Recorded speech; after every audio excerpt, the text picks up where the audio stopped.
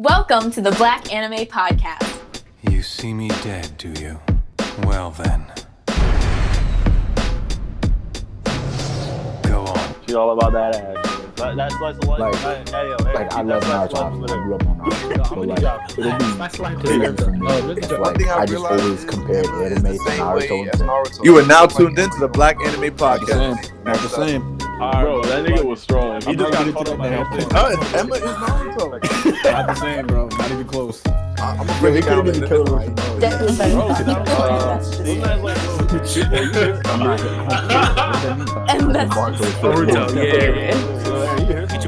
Get your baby. You are now tuned in to the Blxxk Anime Podcast. How I irk you, bro? This is the end of the road.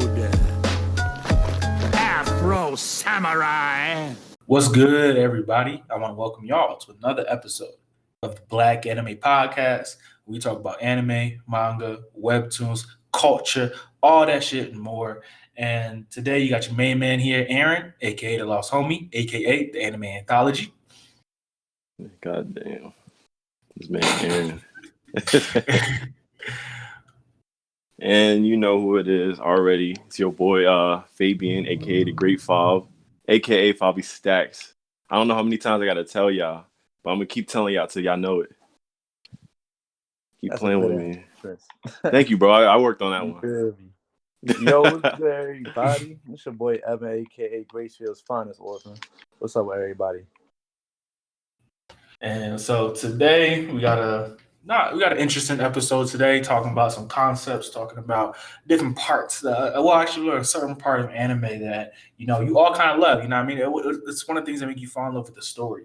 But before we really get into that, as you know, let's go through what's up, what's good with everybody, how everybody's been, all that in the third.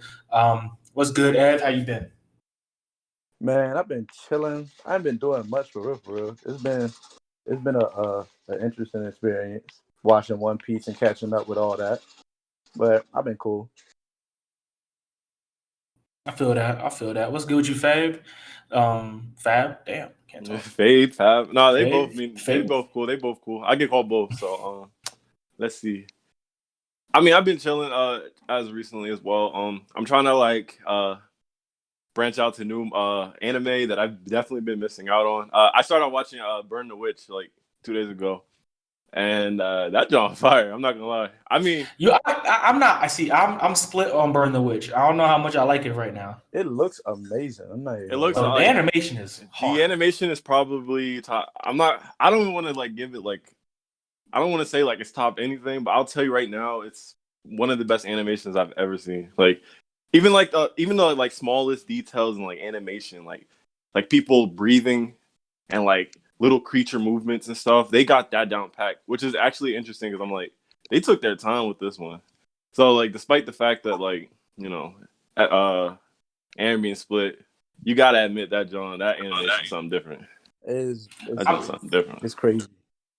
The animation and the direction is what made me really love it. And I've been I guess since I'm about to start watching Monogatari now, so I'm really thinking about that. But the direction and how they did it, the different frames and how they did certain, comparison, it was just beautiful to watch.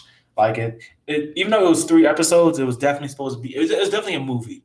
I don't like how they split it up into 3 episodes. They should have just dropped it as a full 130-minute, clip. It shouldn't have been in 3 distinct episodes. So I don't like that, but it was definitely a movie, and they did a really good job with it. Even though, again, my problem, I'm split on it because the movie is confusing, and people keep telling me it's because they didn't animate the one shot that came before the volume 1 or the episode 1, book 1, whatever Google was calling it.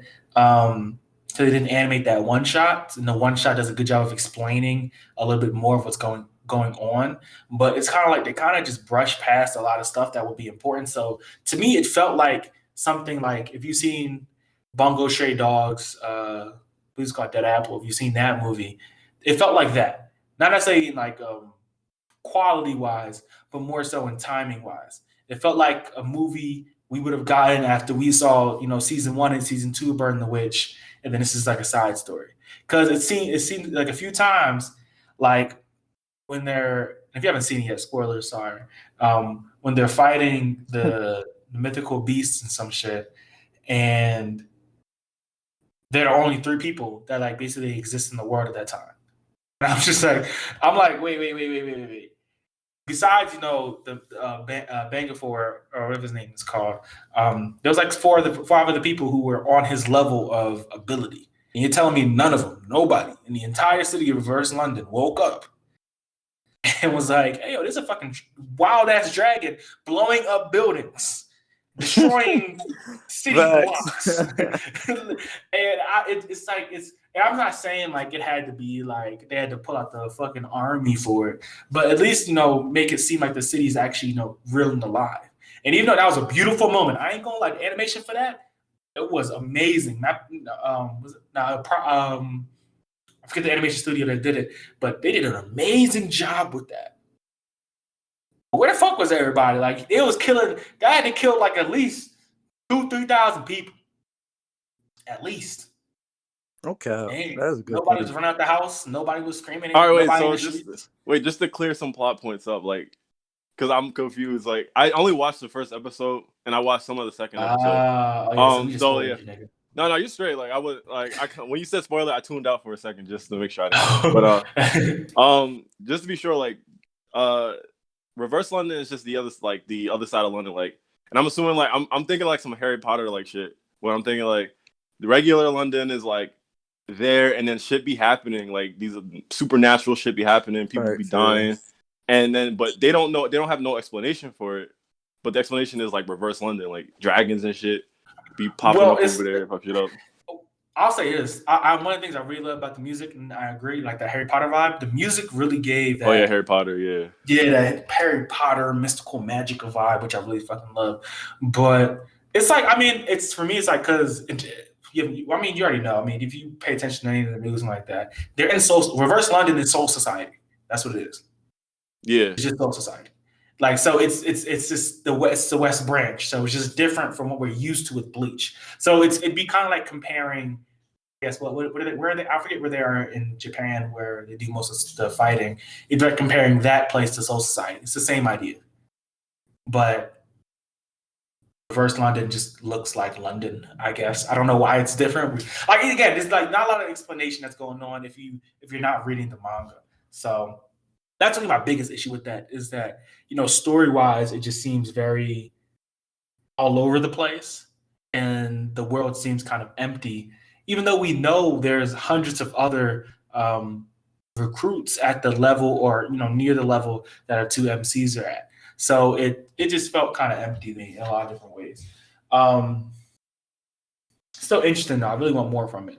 Thanks. But I guess for me, I've been binge watching anime, you know, working, playing video games. I've just been, you know, living my life normally.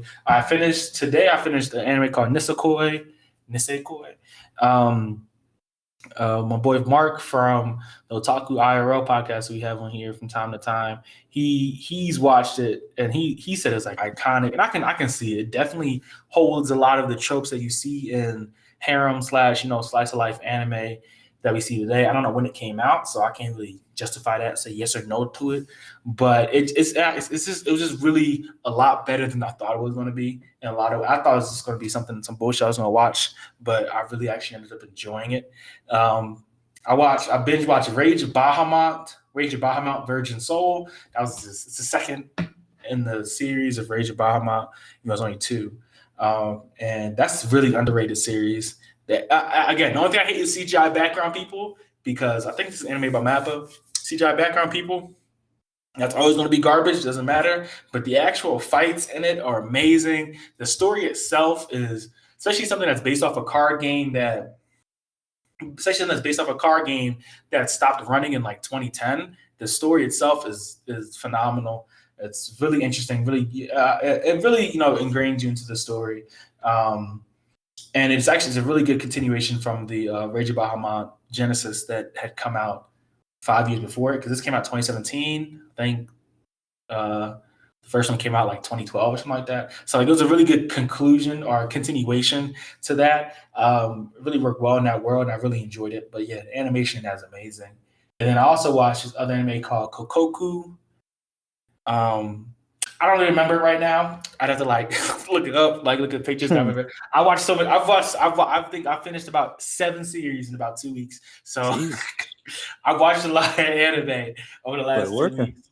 This is Goats, the goat speaking. Really, boy, working. This man he really was working. God damn, 7 anime. I barely finished like 1 in like 2 weeks. It just be happening. Like I said it last week, but I've watched what have I watched the past 2 weeks, 2.5 weeks. I add this one too. I've watched Banana Fish, I've watched Waterkoi, Scums of Wish, Love and Lies, Grimoire of Zero, Recreators, Burn the Witch, Kokoku, Rage of Bahama, Virgin Soul, and Nisekoi. So I finished all those, which are all 1 season, so it wasn't too well. Recreators wasn't, neither was Nisekoi. So I finished both of them 2 seasons once. But both of them were about 24 episodes, except for I think Kokoku was 12. Waterkoi was 11, which is sad because Waterkoi needs more episodes. One of the best slice of life I've ever watched. And it's about slice of life people who were adults. It was amazing. Okay, I felt seen. But yeah, that's what I've been up to: binge watching anime and working basically. But let's get on to the topic. The topic today we're talking about. This is going to be an ongoing conversation because we're gonna need more input, more minds into this. And we're talking about anime MCs. Now, an MC is the main character, and if you are a long-time anime fan, whether you're a critic or just like a fan or something like that, then you know that anime itself follows its own different trends, its own different tropes, its own different, stylistic ways of telling its story through its MCs. Now, you do see these characteristics through comic books, cartoons, and even movies like the MCU and stuff like that. But anime has its own flair too when it talks about its MCs. So first, we kind of just give our opinions on what we believe makes a good MC. And then we're kind of going to go through a few examples, and we're going to talk about some other stuff too, dealing with the idea of the main character. That's about to be the episode. That's about to be the episode title. I didn't have an episode title, but I like that idea of the main. Oh, I like that. Shit. So Fab, go first. Just talk about not going specifics, but what do you believe kind of is what makes a good MC? A good MC. Well, personally for me, in my opinion, what makes a good MC is someone who's likable, and most definitely, I think above all, has to be relatable in some type of way. Because I feel like when you can relate to a character, you see yourself in that character, and it helps you gain a relationship with said character. So for instance, that's going back, easy example, Naruto. Naruto, he grew up, had a horrible childhood. The whole village hated him. He was alone, had no friends. People downplayed his skills, even though he had skills, whatever. Struggled in the academy, always didn't have no parents. He was orphaned. And, and with a whole list of other issues. I just named a few of them. And it's just some of those issues, it was just things I could relate to, him struggling in the academy, or having no friends, being bullied. And it was when I was growing up, I looked at Naruto as a character, and I'm that's something I see Naruto getting out of that slump, and he did better. He not only got out of that funk, but he made friends. He got out of that depression and started being happy.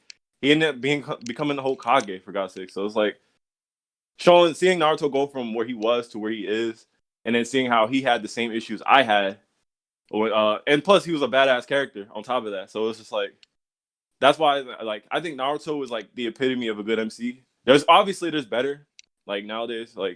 Naruto's dated now. It's stale, but I think at the time he was a perfect example of a good MC, and that's a good MC to me. Someone who's relatable, strong, and likable. Also has flaws. I think a main character needs to have flaws as well.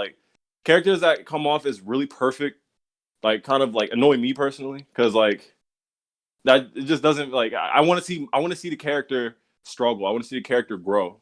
I want to see them fail and then bounce back from that. So it's like, I don't have to have that whole effect of, this character just can beat anybody at any given time. Like even Saitama has flaws, like, and that's like, even though as good as a character he is, but like that's what makes a good character to me, at least. Feel me? I mean, those are good. Those are some good points. What do you think, Ev? I think Fabian really hit the nail on that one. Me personally, I like relatability, of course. I think as a kid, I liked strength, like clear separation from the group. But as I got older, I transitioned from wanting to see like a bunch of strength to wanting to see like strategy. Like some of my favorite MCs, like Emma Ray Norman or like Jimmy Kudo from Detective Conan, like they all have a niche where they're really good at deductive reasoning or they're really good at strategies and stuff like that. That's something that I personally look at a lot. And I think likeness, like how they look, their appearance, a lot of people like posting like, their forms and their transformations and stuff like that. And yeah, I think that's everything else Fab said was pretty spot on. I think you had some good insight to it.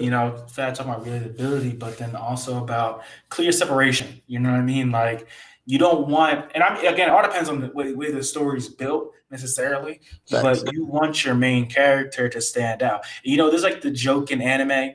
Well, I guess I don't know, not anime.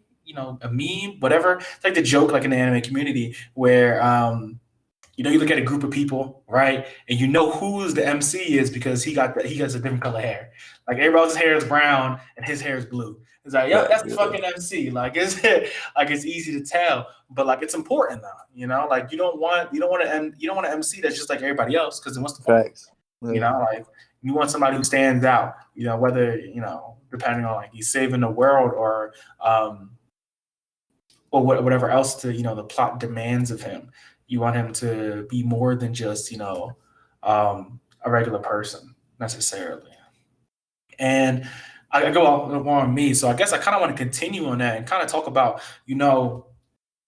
it's the idea you want somebody who's relatable, but then you also want somebody who is, in the realm of an ideal necessarily. And that's something that, that goes down to, we talk about the big three, Ichigo, Naruto, and Luffy. They're not only relatable for their, personal characteristics, but they're also relatable because the ideals they hold. And Thanks. these are the characters that are imperfect perfections. Naruto, believe it. Like he believes in people, to a fault, which something that happens with, all shonen for the most part, are shonen MCs, shonen battle anime MCs. But like he believes in him to a fault, and that comes back to bite, him personally. And so like he's not perfect. I mean that's something that you learn growing up, that you can't believe in everybody. Like some people are just gonna fail you. But he's that extreme ideal of it, that extreme version of that ideal. So like when you look for an MC, you want somebody that, that's relatable, that they share your ideals. And if they don't, then they gotta have, it has to be a good reason depending on what the story is telling. So, and I mean, kind of to get into the story elements, because that goes kind of into examples. So let's talking about a really good MC that most people probably don't share the same feelings as, and that's Light Yagami. Right now, I'm pretty sure. I'm pretty sure if a lot of people had a Death Note, for real, be being honest with yourself, we're not doing what Light Yagami did. Okay, you're not killing random niggas across the world. You're not doing that shit. Like, but it's the ideals that Light stands for. You know what I mean? Which the ideal that not necessarily that he doesn't see himself as a god in the beginning. Like we see his descent through madness, but in the beginning he sees himself as a savior. Like we're watching, and he tells us, and we know that the people that he's killing are criminals. The people that pedophiles, murderers, all these type of things that and in the real world, we hope they get a fair trial, but it all depends. So these people walk free and they've done horrible things. And he saw himself as somebody who was helping, not hurting. And so we see that his ideal, and we align with that because we're like, yo, man, if I could kill a pedophile, if that got off scot-free, well, I might think about that. I might see that man trip down some steps and his knee bone go into his head, and that's what I'm thinking. And so like we love that ideal that he holds, and that's what makes him relatable. And then as he goes into his descent of madness and fighting against L, we start to see him at a different perspective, which is what makes him such a good MC, and so well written. Y'all got anything to add? Because y'all know I can keep going. On Light specifically, or Light, or characters like anti-hero-esque characters in anime. let me think. Fab, you got anything before? I'm thinking of something right now. Because the only other one I have down is Lelouch. I was about to say Lelouch would probably be another one, just because they were like, it's similar stories. Mm-hmm. Huh. I agree. I don't really want to spoil much either, so I don't even want to. Yeah, I'm gonna just skip that one. You can say Norman. I know. How did you know? You could say Norman from The Promised Neverland. I know you was thinking about him. No cap. That's exactly who I was thinking of, was Norman, bro. Yeah. The manga over. Just be wary. You know what I mean? Yeah. So, I don't want to say it because season 2 about to come out, and I'm not gonna say it, bro. Norman might be dead. Norman might be alive. We don't know. Oh my gosh. I think I'll say this. I think just talking through like season 1, Norman is a great example as a good MC. Just in the sense that he's also that kind of character that is quick-witted, but it's also like to his detriment. Like it's the idea of faults, but like he's smart his way because he sees himself as the smartest there. Exactly. Yeah. Like, and that's the thing. Like that fault is like important. And so I do like Norman. The only character I don't like is Emma. I don't like Emma because I like Nate, Ray, and Norman. I feel like they're kind of one and the same in their own ways. Go ahead. And I was gonna say, like, talking about that, like, we don't really have in Promised Neverland's one. We don't really have a true MC necessarily in Emma, but then we also don't, because Norman and Ray, in their own ways, are also MCs. Facts. Yeah. Yeah, the Promised Neverland, I would consider all 3 of them the MCs, because it's really like all 3 of their journeys that's highlighted on. Yeah. And I think it really goes deeper into those kind of stories where they have those also similar to Samurai Champloo, where the girl, she's technically the main character, but them 2 are also main characters. So we basically have 3 main characters, and based on the story, it's what really gives them the credibility. Yeah, the credibility. Something we talk about in talking about having like credibility, like having the groundedness in the world that they're in. Like you can have a good MC. Well, it's hard to do that, but you can have a decent MC and the world not necessarily built right. Or you can have a bad MC with the world that's built really well.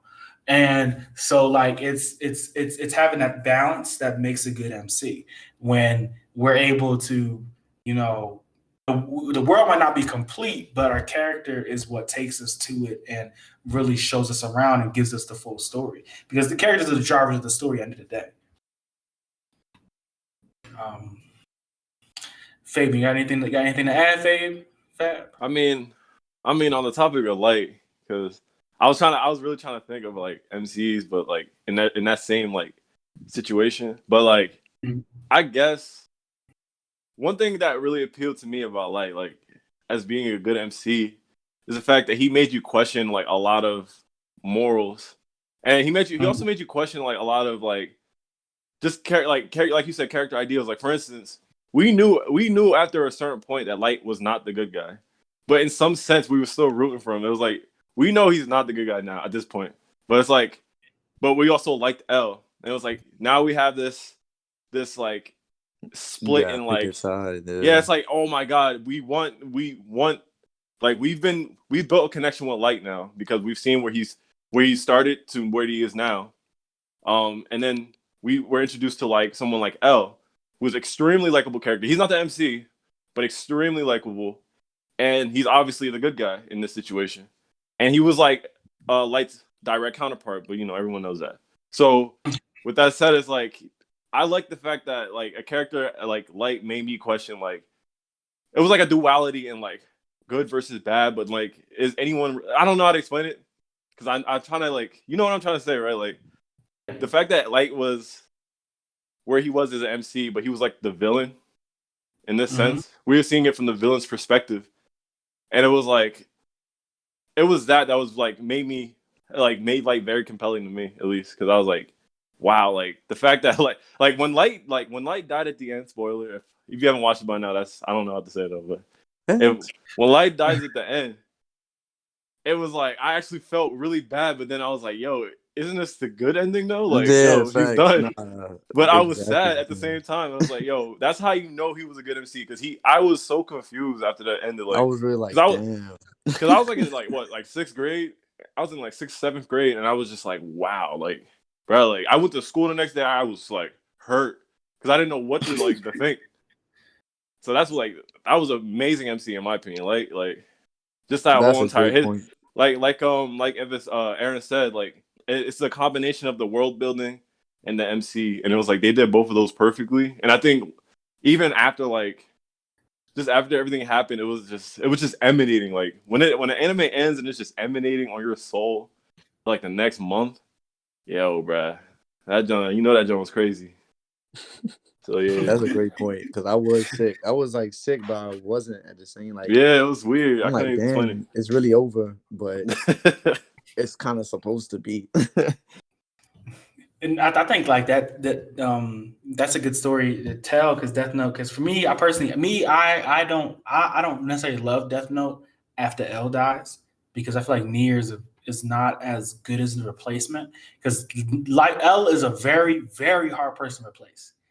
And Nier just didn't hit the same, but you can still watch it because Light as an MC still carries it.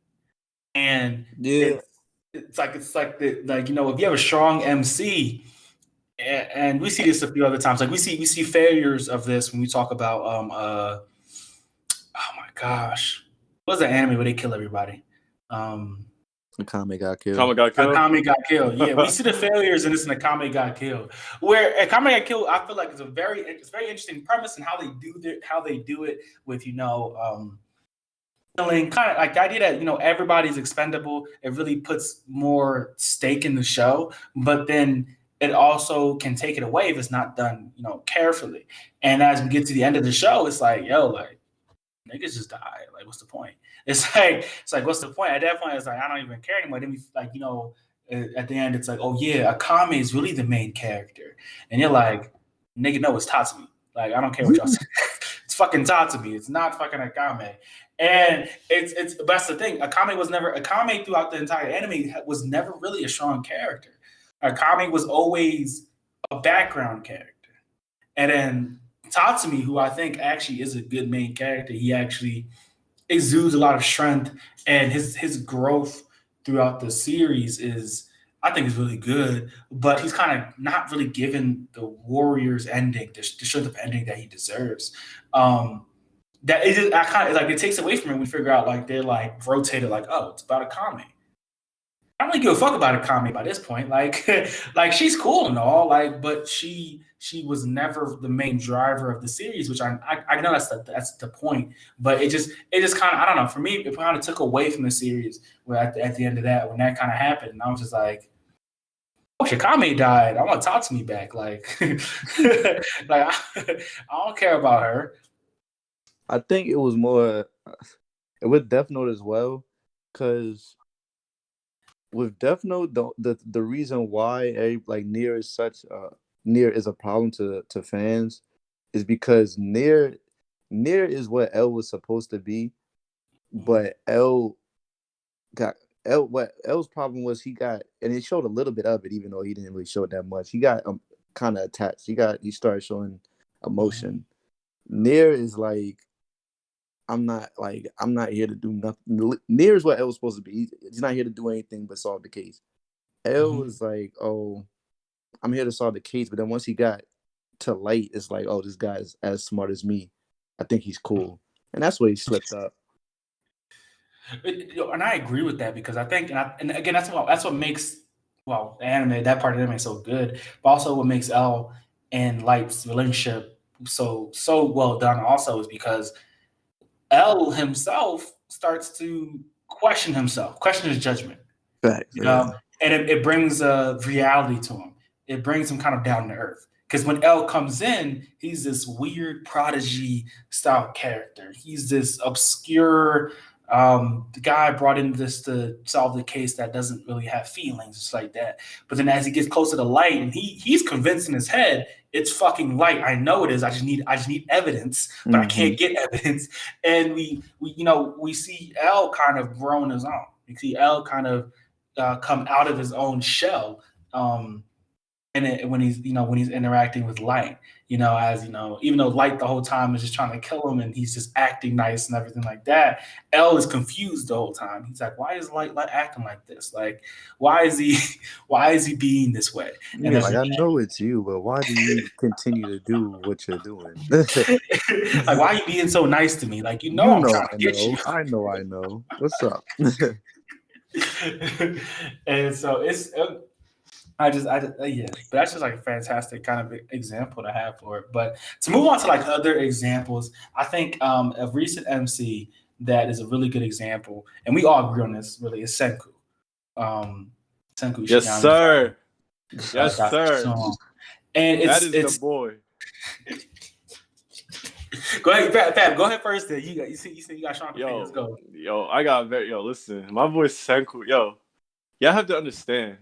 This man is like one of the most unique MCs I've ever seen because like Senku admits like he's so he admits like he's extremely smart and extremely confident, but he lacks in like what most MCs have. He lacks like that.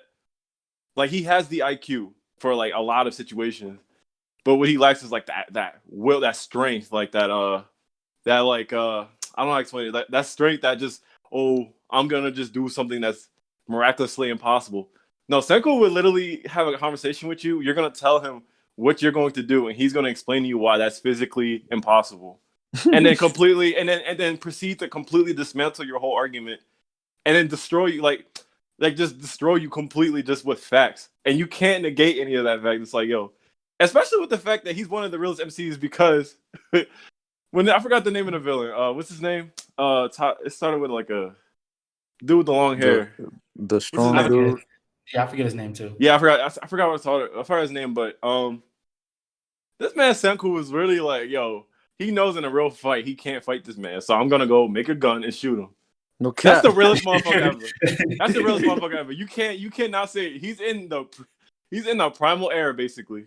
And Einstein in primal era, and literally just said, I'm going to make a gun and shoot this fool. Come on, bruh.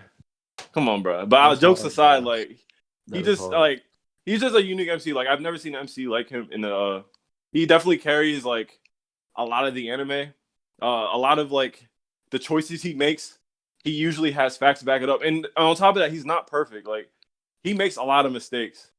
But then he always rectifies by like improvising in the moment. Like, and not on some like miraculous, I believe in my friends type shit. It's more like, you know what? In this situation, I'm going to use what I have, and since I know I'm smarter than you, I'm going to manipulate this. Like he manipulated a whole entire village to basically end up fighting a war for him. Like, and he knew he was going to be able to do it. Like, I love characters that like are like you don't think they can pull certain things off, but they manage to pull it off. Senku is in a place where everyone around them is physically adept. Like they can do backflips off trees, throw boulders and shit. And this man is just the smartest man. He's just like, yeah, I can make a pulley though that can lift this whole entire tree. I bet you can't do that. So like, I fuck with characters like I think Senku is just like The modern Senku dad, I does think he's it perfect. great, He's a man. perfect character, perfect MC. I think, and I agree. I think even though, you know, I don't hold Dr. Stone to the same esteem that most people does.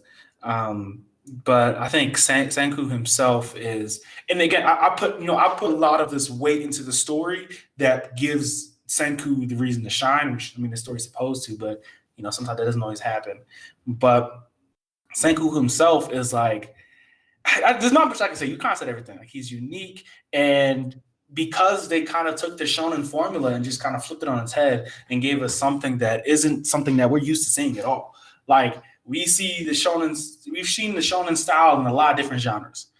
You know, we've seen, if you watch Slice of Life, you've seen it done in that way. You know, if you watch musical anime, you've seen it done that way. If you watch, you know, food anime, you've seen it done that way. But to take it this direction with science and with this kind of storytelling, you can't have a weak MC. You got to have somebody that is, you know, larger than life, but then also kind of, you know, has his own kind of short givings, and that's who Senku is. Senku, you know, he isn't perfect. That man is, his best strength is having an amazing memory. You know, I mean, like he's a genius, but this man just kind of remembers everything. And it's like it's not about, you know, power scaling. It's not about, you know, any of that. You know, and even when we get into his villain, when we get to the Stone Wars arc, when we get that coming up, he has to, and as like, you know, Fabian said, he has to come at a different approach because he knows he can't and nobody else can beat the guy's name is Tsukasa. I just remember he can't and no one else can beat Tsukasa's army because they're built on strength and brute force, while the people on his side, you know, the science side, they're built on more on brains than brawn. And so it's, you know, I feel like it's a really good way of redoing the age-old tale. And Senku himself is an amazing MC that really carries that and, you know, makes it worth the watch. What y'all got for another good MC as an example? Oh, I got another one on rip. I don't know, Ev, if you got one, you can go ahead. Man, speaking of the Senkus of the world, we just have to bring up Jimmy Kudo. I know it. That being the same reasons that Fab said. He's smart. He uses deductive reasoning. He knows he's not the strongest, but he has like enhancers that help him get around, where to the point where he can fight adults. So he's literally untouchable in a regular world. He has an enhanced foot, thanks to Dr. Agasa, where he can kick anything at you and it's like getting hit by a freaking truck. He's the smartest person in the room.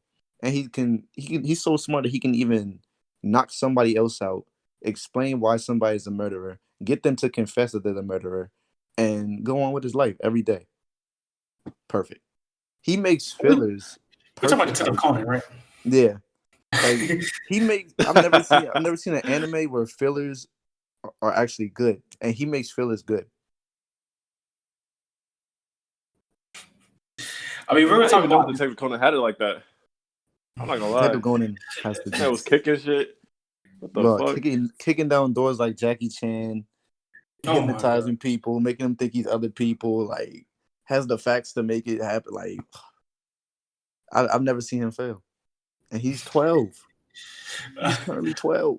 I'm going to talk about detective anime. I think detective anime in itself has to have a different style of MC. Talking about, you know, I have a, you know, an MC down here. Of course, I got Akane from Psycho-Pass, and like I said, it all depends on the story elements. I mean, for Detective Conan, that works for that world and for what the story, you know, demands of him. What I like from, you know, when you come from Akane, from Psycho-Pass, we get a story where, you know, where a world is, you know, in flux, and we have her working with these people who are technically criminals, and she has to. It's not only about having deductive reasoning necessarily. Like she's a detective, but that's not the only thing she has to have. You know, it's, you know, charisma. It's, you know, the stick-to-itiveness, all these types of other things that she has to necessarily overcome, because it's and I mean we see this story usually more in shonen tales than we see it in detective tales, where the entire world is kind of against her, and in some sense, I mean, if you've seen all of Psychopath season 1 and season 2 for that matter, then you can see what I'm kind of coming from, where it's the systems of the world are against her, and she has to rise up as someone who technically has no power. But not say the people around her. So like we have the MC. So we have the MC that grows because of the people that they're around. Not let's see. And by grows, I don't mean like let's talk about Naruto and having a concoction. Having a mentor, or Jiraiya. Having a teacher. Jiraiya, my fault. Jiraiya. I can't even speak well. Having a teacher and a mentor. It's not about that. It's different from that. It's having and you have people around you who are, of the same intelligence, same level as you, coming together to solve a problem. So we have like those MCs that, that are the glue to that group, but then they're also the driving force for it. So I would say Akane is, definitely different than, your Detective Conan and stuff. But I feel like when you come into detective anime, it really you really have to have an MC that operates differently than what you would expect in other series. Similar levels, but they have to operate at an entirely different space. If you get what I'm saying, so I get what I'm putting down. Bro, I get what you're saying, because I mean, outside of detective anime, because like Aaron said, yeah, you do need a different MC. Like I'm thinking of for just a quick point, just like I think about when I see detective anime, I think of Sherlock Holmes, and you see how Sherlock Holmes is extremely smart. Like that man can literally deduce any situation and explain to you why you're wrong in so many ways, whatever. And he can figure out anything just from looking at like a ballpoint pen. He could literally just tell you, oh yeah, this is what happened. But at the end of the day, Sherlock Holmes still has extreme amounts of flaws and then on top of that, he has a very unique personality that makes him really hard to work with, quirky. He's kind of like annoying at times, or like just people hate him in general. But at the end of the day, he's still like the best detective ever, and you're not going to say anything against him. So like Aaron said, just it depends on it. You have to have like the detective side, and also like that uniqueness that makes you a compelling detective. Like that makes you it's like, yo, he's so annoying, but I want to watch him. Like kind of like how Elle was. Elle was a perfect detective because you saw how weird he was. He was a weirdo. The way he sat down in a chair, like was like literally symbolic. Like if anyone who watch anime and you sit in a chair like that, they're gonna know who you're talking about. The man always had his eyes open, never closed them. Like he had unique features and unique personality that made him such a compelling like character. Now, yes, he's not an MC. But he definitely carries the weight of the MC. Like, if he was ever an MC of his own anime, that would be fire. And I'm telling you, people would watch that. Like, 100%. That's very true. But segueing off that, like, back to the main MC, because I actually have a duality point I want to make. Because I just realized it just now. But a good MC, a really good one, is Hinata from Haikyuu. Of course. And I mean, I don't really have to explain why he's gonna MC, but I will anyway. Like, yo, this man literally, like, we saw his come up. Like, he didn't have the strength of being he's vertically challenged. Like, he's not the tallest player. But he always realized, but he saw like, someone on TV that was basically around his height, and he was like, I can be like that as well. He started practicing volleyball by himself with no official team, practicing with the girls' team with his friends that didn't want to even help him do it for real. And then like, he was just practicing on his own time by himself. And he got himself just to skip around, he got himself to a level where he's basically playing with pro high schoolers. So, and he's like basically at a college, not at a college level, and even now, like him being so good and the arc we're about to go into, he's realizing there's people just like him that are better than him. And he's going to have to find a way to deal with that, which makes him a good MC overall. And that's kind of like the topic at hand. The theme of it is what usually makes a good MC is someone who's has like a lot of odds stacked against them, and kind of like they find like other ways outside of like strength, like just raw strength to beat those odds. Like Hinata's issues stem from being vertically challenged to he wanted to be the ace, but he ended up not being the ace because they told him he's better as a decoy, and he had to live with that. It's like, at the end of the day, I wanted to be the ace, but I'm better as a decoy because I'm super fast, and I'm basically their wild card. And it's like with all those things in the queue, it was just like, oh, okay, he not is this type of person, and that's what really makes him a good MC, like versus like a lot of other characters. And also his brash personality. He's a very likable person. Like he's very loud or whatever. But the theme here is like the odds are stacked against you. But then I want to flip that as like, what about if a character that doesn't have odds really stacked against them? So that's where I'll say Mob from Mob Psycho is like the perfect example of that. Because you would say, okay, well, if odds are stacked against you make you a good MC, then what about the other way around? Well, Mob has all the power in the world. Like, he really does. And honestly, no one can really step to Mob.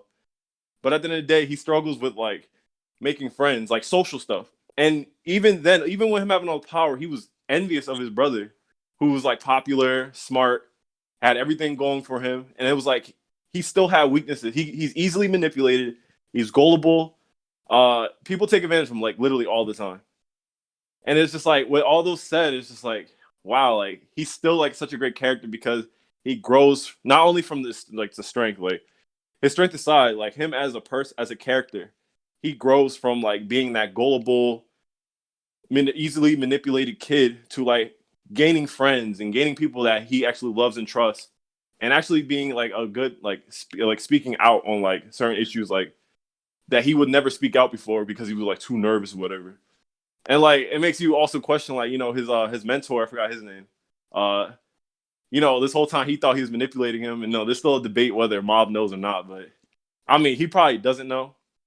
But it's like that dynamic with him and his teacher is just the whole entire time. Like it's just such a good like I say that's what makes Mob as a character unique and such a great MC in that accord. Since you want to look at both sides of the coin.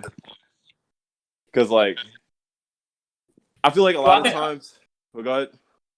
I think discussing Mob brings up Saitama, right? Because their series are like super similar. Like if you pay attention to the Mob Psycho 100 and One Punch Man, you realize it's playing on the trope of having an all-powerful main character that nobody can stop and A B C D F G, right? And we have those too, right? It's a trope that we see all the time. Like a show that came out last season, Misfit of a Demon King, Misfit of Demon King Academy came out, and people really enjoyed that. I thought it was really good. Not better than either of these two, but I thought it was good in its own right. But we have these two where Saitama, One Punch Man is basically only satirical and comedic. It's not something that is taken seriously. And season 2 is definitely more serious take than season 1 because we get really into our other main character of the series, which you could call him a main character, Garo, right? And really get into, we start to really get into something that's more of a serious take of the world that they live in. But season 1 is entirely comedic and satirical. While Mob Psycho 100 starts out that way, but changes. And that's the weight of the story, the strength of the story, ABCDFG. But honestly, it's 100% because of how Mob is written. Because Mob could be Saitama, And I mean, the reverse is true also. But Mob, it could be Saitama. But Mob himself, because of how he's written as a character with low self-esteem, as a character with little faith in himself, as a character who is necessarily lost and needs to be found, he doesn't have that energy that Saitama has. So like Mob himself, I think it is again, like you have just certain characters who are just really perfect MCs, and I would call Mob one of them. As one of like the really good MCs who his character growth through season 1 and season 2 is what makes season 2 so good. We get like, and it's something that also, I'm be honest, he's what makes people that act like him also makes Slice of Life's good in a way because we see him grow out of his shell. It has nothing to do with his powers. It has nothing to do with, how strong he is or what, specters or ghosts, whatever that he fights and defeats. It has nothing to do with that. That doesn't increase his confidence. That's not what's increasing, because he knows he can do that shit. That doesn't increase his confidence. It's his relationship that grows with the people around him that makes him more confident. It's his mentor who puts faith in him and who believes in him and he can trust, that makes him grow. And it's vice versa. He feels like he can't fail because of the faith that they put in him. And that's like, I love that dynamic, and I love the way that Mob is an MC that way. And when it comes down to this, the trope of having the all powerful, super powerful main character that no one can really stop. Because honestly, Mob is super powerful. No one can really stop Mob. Mob is really the god. And it's like, and even though people reach up to his level, Mob has another level. And you would think that would make a story boring. Same thing with One Punch Man. You would think that would make a story boring, but instead, everything else the MC does is what makes it compelling. Even with, Saitama. So, yeah. But I agree. We like Mob. That was perfect. That was a perfect explanation. Aaron said exactly what I wanted to say. I couldn't say it. That was perfect. You said it. You made me think of it. That's why I said it. I think there's two more examples for like more, I guess action style series that I want to talk about, and it's about older MCs, which aren't the same as newer MCs. And that's just a fact. The storytelling has changed dramatically, but also finite. Like it's not as big as I think it is, as you think it is, but it's definitely changed. And so we got to talk about Spike Spiegel, Dash Stampede, and their stories, which are 100% different tales. We don't get those stories anymore. The Wanderer, maybe have a few that are close to it, but the Wanderer, the how to explain it? How to explain, Spike and Vash. Without the purpose. That's like Wandering though. I can't really fully explain. Like explain what, like how they're different from like who they are, because Spike, Vash, even we can talk about Shampoo, the main character Shampoo. We can talk about Ronu Kenshin. We can talk about those characters. It's not like what we're used to 2005 plus.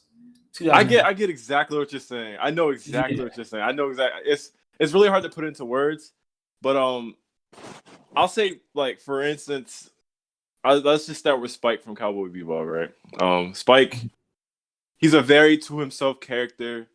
Yeah, he holds his ideals very strongly, and a bunch of other things.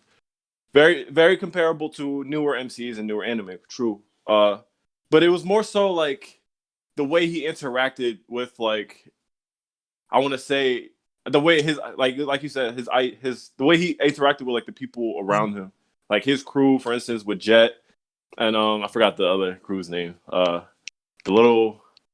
The dog, the girl, and then the girl. I want to say the other girl. Basically, you said what?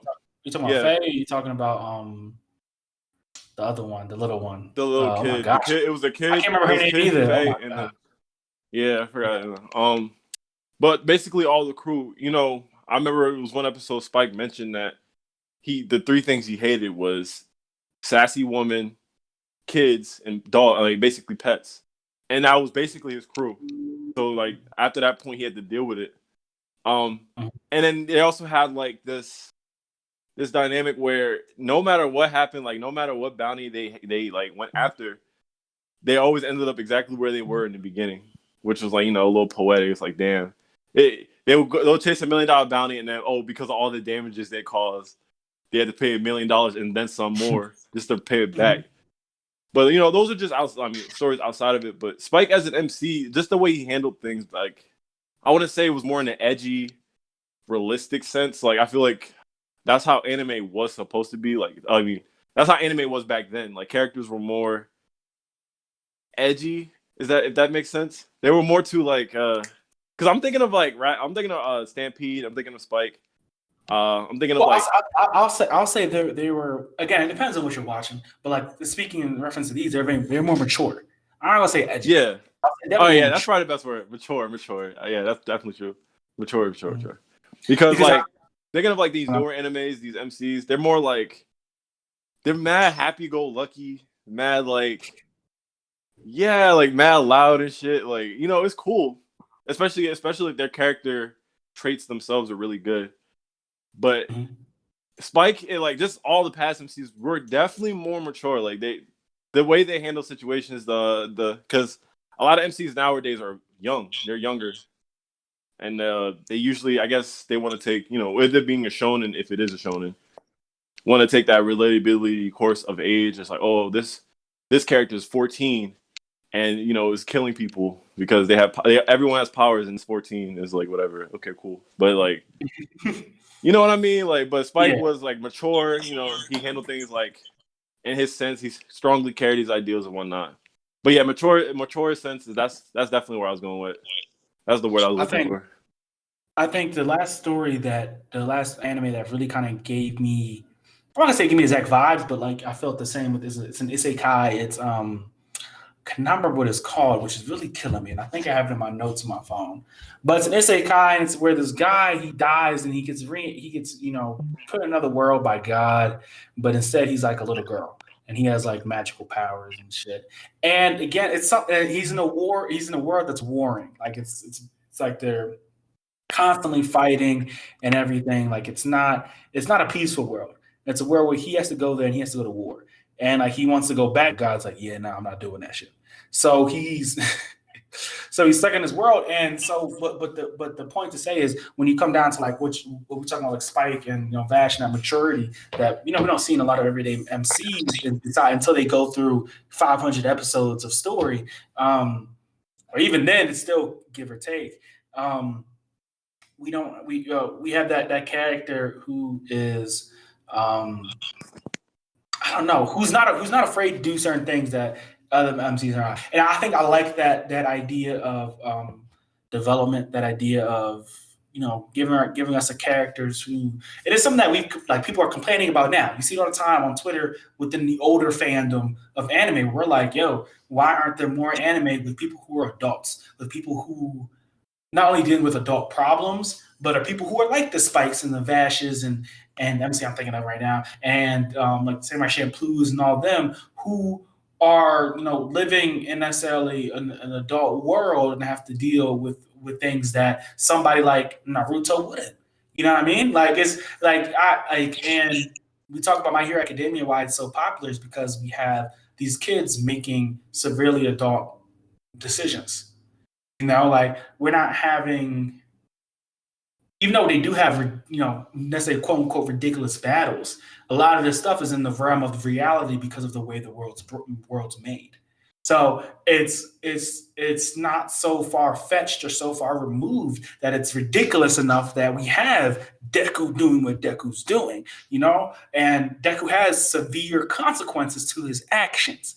It's not something he can take lightly. So because that sense of maturity in decisions, and I think this is what makes it. This is one of the things that make, when we have a story like this, that makes the MC so good. Whether you like Deku or don't like Deku, that's not necessarily what I'm talking about. That's subjective. I think he's still a good MC for what he brings to the table. And when we go back to talking about older stories with Spike and Vash, Vash Stampede, he has, these characters, but different levels to them. Vash and Spike are similar characters in the sense that they're fun loving, they're go lucky to a point, and it becomes serious. And this is a trope we see with anime characters ever, or quality or whatever. But back then, because they had a lot more weight and maturity to the decisions, it made them feel more pertinent. It made them feel like bigger characters than they are, because they didn't have, Vash had powers, but Spike didn't. Spike was just a regular dude. He could do with a gun that knew kung fu. You know what I mean? He could just kick your ass, but he wasn't somebody that could like he didn't have a gun in his arm that could destroy cities. Like he couldn't do that shit. So it's I don't know. I think it's what makes a good MC in those types of stories where you put the weight of the world on their shoulders and you and you kind of make them live through it. You don't make them necessarily overcome it, because Spike never really overcomes his issues. He lives through them. Vash never. He kind of overcomes, but he ends up having to go through his brother. So he ends up having to still live through. So it's it's just a different level. It's a different level of MC for a different level of storytelling. If I had to say, yeah, I think only one out of us three that's actually read the manga for My Hero is Evan. So I hope I wasn't tripping when I was talking about it. Oh my god! Evan wasn't even paying attention. See, he wasn't even paying attention. Man, if we talking about the manga for My Hero, but all I gotta say is, go ahead, Evan. What you gotta say? What you gotta say? I ain't gonna say much, but hey, I used to shit on Deku. I'm not gonna lie, I did. I don't do that no more. He's got my respect, for sure. I mean, he got my respect too, but Bakugo's still the GOAT. That's all I gotta say about that. Bakugo is the GOAT, for sure, because he's a GOAT. But Deku, I respect him. But I mean, like I was saying with Deku, kind of like in the reality of the world coming in, he's still a good. I think he's a good MC. Whether you want to say whether people want to admit it or not, because and everybody has, and it's also what makes Bakugo so good because Bakugo's character arc has nothing to do with his strength, while Deku's does, and like Bakugo's character arc has to do all with his personality, who he is as a person. Not to say it's changed, but he has to accept who he is and who he can't be, and he has to create his values around that. While Deku has the values, has the personality, but he has to not only have the power to back it up, but he has to understand that his idealism is not realistic for the world that he lives in. Even if that's strong. It's true. I mean, even if he becomes the number one hero, he still can't necessarily do what he wants to do. He can't save everyone. He can't save everyone. And it's just great to think about that. But to move on, let's talk about let's move away from what makes a good MC, and then talk kind of like how would you make an MC. So we've talked about a lot of different stories, and actually I forgot to talk about my slice of life examples. That's just a really quick rundown of slice of life examples. It's real quick. I'm doing real quick. Hiro Taku from Watakoi. If you haven't watched that, it's a great slice of life about adult life, adult romance necessarily, and I break this down. I break these down into different levels because I have 5 examples, but they're all kind of at different levels. Hiro Taku. It's the biggest thing with slice of life is relatability. If you can't connect with the main character, then the slice of life has failed. It's the fact. You can watch shonen. Is true, though. This is the fact. If you can watch shonen and you cannot like the main character, you cannot like. A lot of people don't like Deku. A lot of people don't fuck with Deku. I don't like him. But there's Bakugo's in there enough. Todoroki's in there enough. Like you can really get. I like the fights. I like everything else. But a slice of life strength is 900% in its characters. So, and it's the relatability you have to them. Because you could power scale waifus, but who the fuck? Who got power scaling waifus? Power scaling harems or some shit. But it's really shading relatability. And Hiro Taku, as me, as an adult as I am now, I take Watakoi for me was a really good realistic take on relationships, as an adult in the working world. And Hiro Taku himself, as a gamer, weeb, type character, really, fits a mold, and he sticks to his guns, and the writer never really writes him out of that. The writer never makes him, be more like the woman that he's in a relationship with. They keep him to his devices because that's how it is, in real life necessarily. I think another one that anime that me and Bo both love, even though the ending is hot ass, is Rikuo from Sing Yesterday for me. Rikuo, a man straight out of college, this is again relatability, most important factor in the slice of life. And I'm talking about people from different levels of life. If you haven't noticed, if you haven't paid attention, I'm talking about different levels of life necessarily. We have, Rikuo, straight out of college, and he is lost. You know what I'm saying? And this is something I've never seen an anime like this, and that's what made Rikuo such an attractive main character. Because usually when we watch a slice of life, where I'm expecting more comedic values, I'm expecting hardcore romance, I'm expecting maybe a harem, I'm expecting this ABCDFG. But we get out of Rikuo, we get just a man who's lost. Graduated college, didn't really like the major he was in, so didn't really like the major he was in. Graduated, doesn't really know what he's going to do in life. Went back home, working at the convenience store down the street, and is just trying to figure out life. And romance, comes into the picture, but that's not the only important part of the story arc. And that's what makes Rikuo such an attractive and such a good main character, except for the last fucking episode. That looks fucking hot ass. I don't fucking understand. But anyway, makes him such a good character because of that type of thing. Makes him such a good driving force for the anime. Last two I want to talk about is Raku from Nisekoi, which I finished today. And as a harem anime, slice of lifestyle harem anime, I think he's definitely one of the better ones.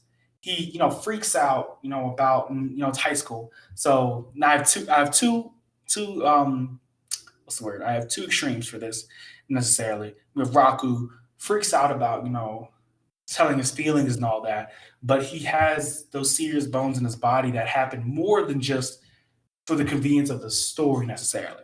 It's because, because sometimes when you watch Slice of Life, you'll see only at pivotal moments where the harem MC or whatever like that be serious. Only at fucking pivotal moments.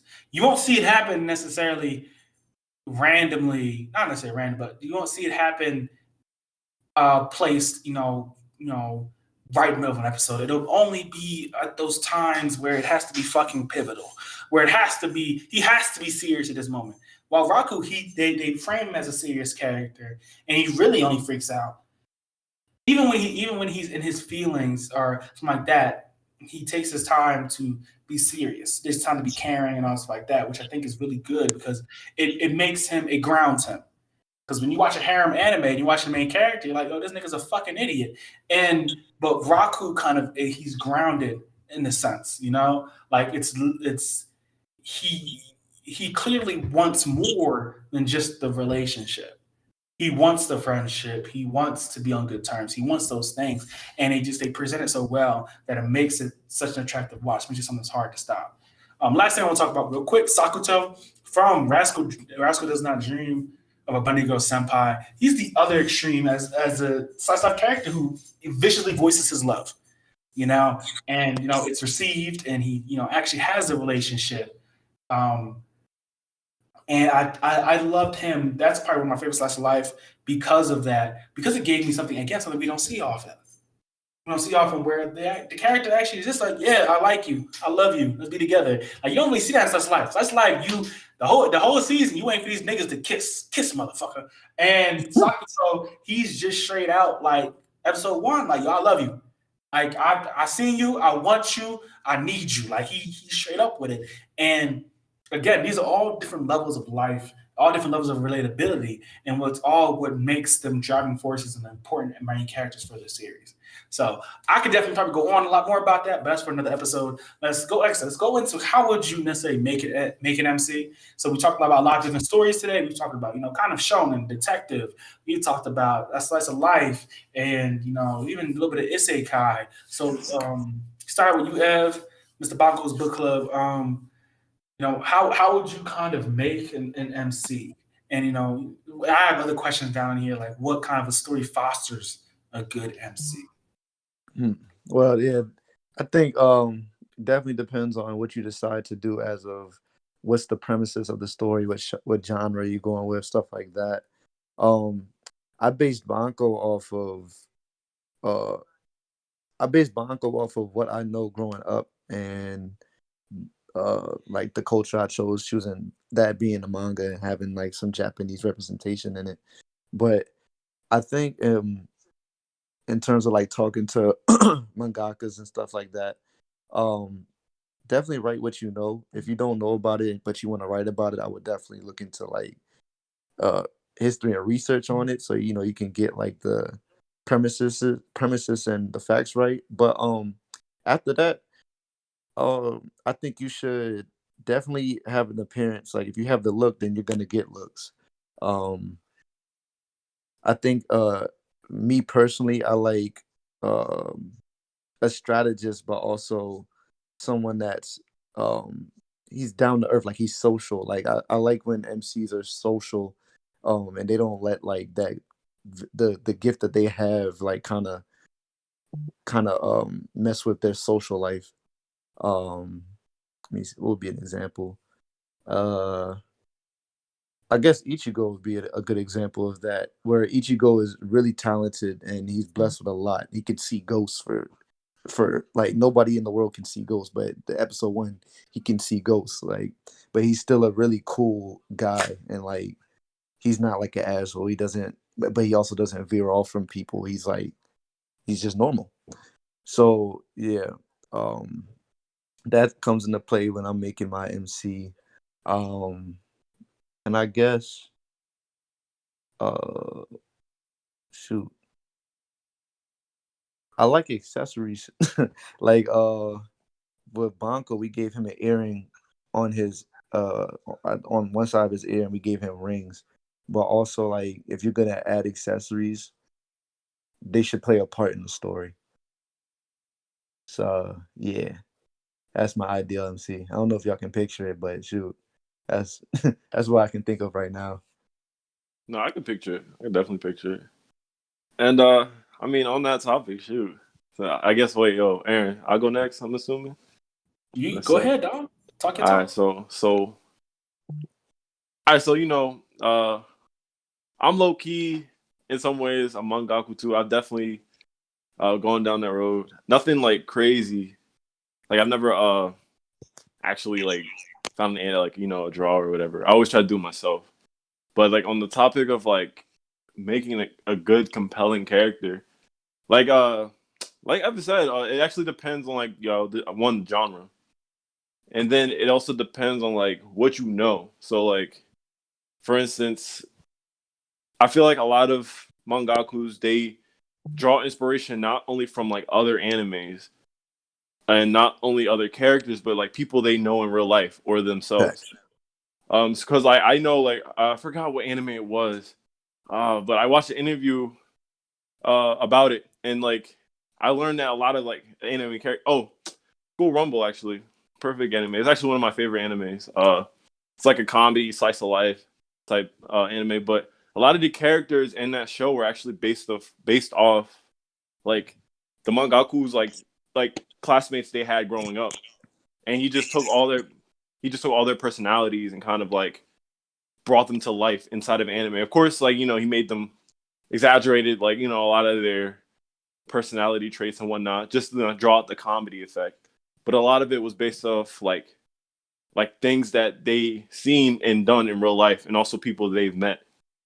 On that topic as well, it also depends on the characters, the MC's like relationships with other characters, because like one thing that makes a good MC is them having like you said, like for instance, just because I can't put it into words, like a light to an L or a Deku to a Bakugo. Yeah, having a Like counterpart. having like a counterpart to show like the other side of that character's trait, someone that goes against their ideals, but is still very, very compelling. And then makes you like root for the MC, but also root for like the person that you can understand where they're coming from. It's like, oh, okay, like a whole Madara situation or Aizen. It's like they're very good, great characters.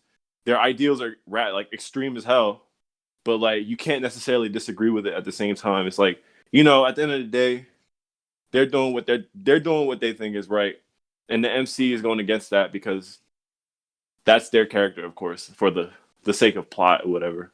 But basically, in conclusion, making a good MC, it's based off like relatability, character relationships, ideals, and then just story building, like with the world setting and whatnot. And if you can find an even ground, like the even ground between this, you can honestly like make a really, really good, compelling MC. And also like, of course, them having flaws, like, and because remember we talked about how, you know, you got characters that are extremely powerful, but they struggle with social situations, or you got characters that aren't powerful at all, but they're strategists and they know how to manipulate a situation and bend things to their will. And it's like you kind of have to, if you're going to go with one thing, you have to find the even ground to make that character grow in some type of way. So that's honestly, in my opinion, that's what makes a good MC, personally. Feel me? The Lost Homie. Like, the Lost Homie himself, he's an anime character, and you see his growth. So. Oh, I feel y'all. I mean, there's both good points. I mean, it's making it. I mean, it's like I'm more of a if I'm making a character, and I mean, if y'all listen for a while, y'all know I do my own writing and shit like that. I write my own stories and all that. Yes, sir. I'm more of an older storyteller type guy. Like, I really love old anime. Like, most of my top 5, you're gonna see it's anime that either started in the 2000s or is like a 90s type joint. And I'll talk specifically on Spike, where we have his opposite being vicious, but it's the tale. You know, what makes a good MC is how I would make an MC is making someone who is, and this, I guess it's hard to think about, someone who is necessarily iconic. So you want somebody who's different, and you know, and Spike himself is different. You can't recreate a Spike. If you recreate a Spike, you bite him. Like, you're just making the same character twice. You can't. You know, like, you can't make a Spike style character and people not be like Spike. You know, like we think about how people try to compare Asta to Naruto, even though I don't think they're anything fucking. Oh my god, this is such a horrible comparison. That's disrespectful. But it's just the idea that this character is, you know, he's so set in his own lane that it's him. When you have that characteristic, it's him. And so that's how I would want to make one necessarily, I guess. I mean, it's how I think about this about Senku. Senku himself already created his own lane. Like, Apara Raman came out this last season, technically the last 2 seasons, and the main character for that, I'm thinking him. This man's like the Senku of his generation, necessarily, but in the anime, necessarily having this all like super smart guy, who's basically like, you know, genius level type thing, and as the main character. And I'm already thinking of him as like Senku like, you know, like he's not Senku, but he's Senku like. And it's that idea. Like, I try my best to make MC that carves his own lane, that can jump in, that jumps in to his genre, but you know, creates its own, you know, subgenre, sub-lane within it. So you can't think of that type of anime, that type of manga or whatever, and not think of my MC. And to kind of go into what kind of story fosters that, it's a story that, you know, incorporates the elements that give them MC strength, right? So, you know, Fabian talked about having a light versus an L type of situation, where the story itself gave Light the strength. You know, it made you know, Light such a great character, but if the story never gave us L, you know, if it just went straight to Nier and never gave us L, we're not putting that in our iconicism. We're not putting that in there. It takes away from the story, because for Light to be a great main character, he needed the foil of L. So you need that, you know, basically, you know, Fabian, you need that story element of that. And then talking about Ichigo being a hard-earned character, you know, a character who fights for his friends to the last minute. And, you know, before, when he could see ghosts, he wasn't scared of them. He helped the you know, the little girl ghost, you know, find her dog, or was that the first episode or whatever? Yeah, that was the first episode. He got the bullets out of there. Mm-hmm. Yeah, like, so like that character that has the strength, but then also the softness. So I'm big on idealism. And all that kind of stuff. So my character has more of that, more idealism, and that kind of stuff. A character that is, you know, strong in his ideals, you know. And I think of, you know, Batman. Even though whether you like him or hate him, that man is strong in his ideals when you go into his comic book stories, which is a detriment. But then, you know, it also makes him more of an interesting character at the end of the day. And so, I mean, that's how I would make my style of MC. And then just to go into like favorite MCs, I'm gonna do mine real quick. My favorite MCs, Spike Spiegel, obviously talked about a lot today. Vasher Stampede, Vasher Stampede, Soma Kun from Food Wars. Soma is that nigga. He is that nigga. I'm not gonna lie. He's that nigga. And I said it. Soma is another, and as I said, to our Shonen stories, Sonnen is another all-powerful character. Facts. Soma never lost a food war or food war while he was fighting solo. He's only lost one, and that's because the condition was that he had to fight with Shawty, I forget her name, the one that with the earth tones and shit. Can't remember her name right now. I love her too, but anyway, because he had to fight with her, he lost because of her. It wasn't because of him. He's never lost solo. But I think Food Wars is an amazing story because of how he overcomes. Nothing really comes, you can say it comes easy to him, but at the end of the day, it doesn't really. When you actually watch Food Wars and actually get invested in the story, you realize someone puts in a lot of fucking work. Like, Soma isn't good because his dad is Joichiro. Like, that's not why he's good. He's good because he puts in the motherfucking work. Exactly. Yes. There's a clear distinction.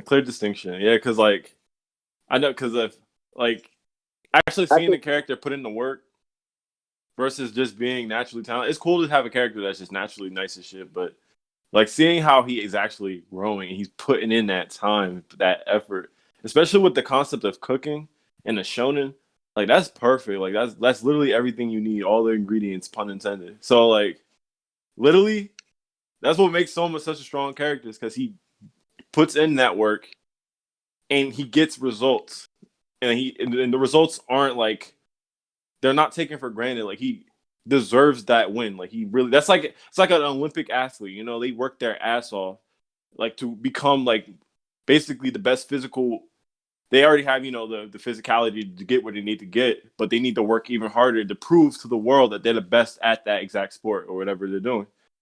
And they get there and they prove it over and over and over and over. You get many Olympic medals, whatever. But at the end of the day, they put in that work, and that's really what makes them such a compelling character. Just seeing the work so hard. I think it it touches on the topic of relatability, Aaron. You can do it. It shows you, hey, if you put enough work in something, if you keep working hard and working towards it, you're going to get where you need to go. For real. That's for real. And I mean, that's why I like Soma though, because Soma is just everything you said. Soma's just a great character. I can't add anything to that. It's a great character. Last we have, for me, I have Edward Elric, because Fullmetal Alchemist, and I think about this a lot because recently on Twitter, a certain Negroid. Yo, oh my God, I saw that joke too. A certain man, not to be named. I don't want to call him out, but I don't want to shout him out either.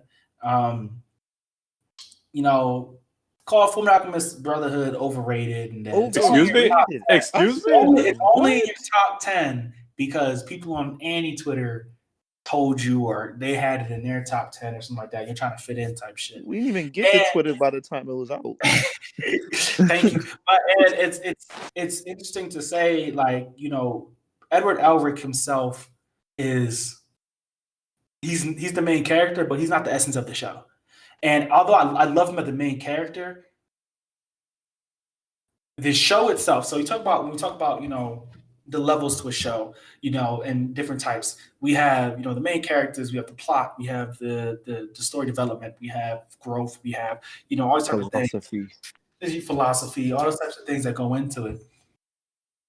Edward Elric is simply a character within the story. The story itself is its own character. And that's what makes Fullmetal Alchemist so good, because the story itself is its own character. And you talk about it, even if, and this is something that even something like Cowboy Bebop doesn't have. Well, it has to a degree. If Edward wasn't there, the story would still go on necessarily. The plot would still be found out some way, shape, or how. People would still figure it out because, because Edward isn't the only character chasing down the leads. If y'all get what I'm saying. Yeah, I You see know? what you're saying. Like he's a great MC, but it's more than just him, and that's what makes it a great show. Correct. You know, like if Scar is like if Edward ever wasn't there, Scar would still be there. They And could Scar really do like a whole Ishval spinoff, and that would be nice. exactly if Edward was there, and Scar might not have got won in the end, but we would have an entirely different story with Scar as the main character. We could have did it with there's so many different ways in which we could have had the show centered differently. But Edward Elric being the MC he is the one that brings the elements together that makes them win in the end. Y'all get what I'm saying? I get what you're saying. Because it's important to make a clear distinction between, because people love to throw that overrated term around, but like in reality, what it is like if you don't like an anime because it doesn't speak to you, that's one thing. Like I have animes I have hot takes on. Like Aaron and Evan know this. Like I said some things about Made in Abyss that they didn't completely agree with it, and that's fine.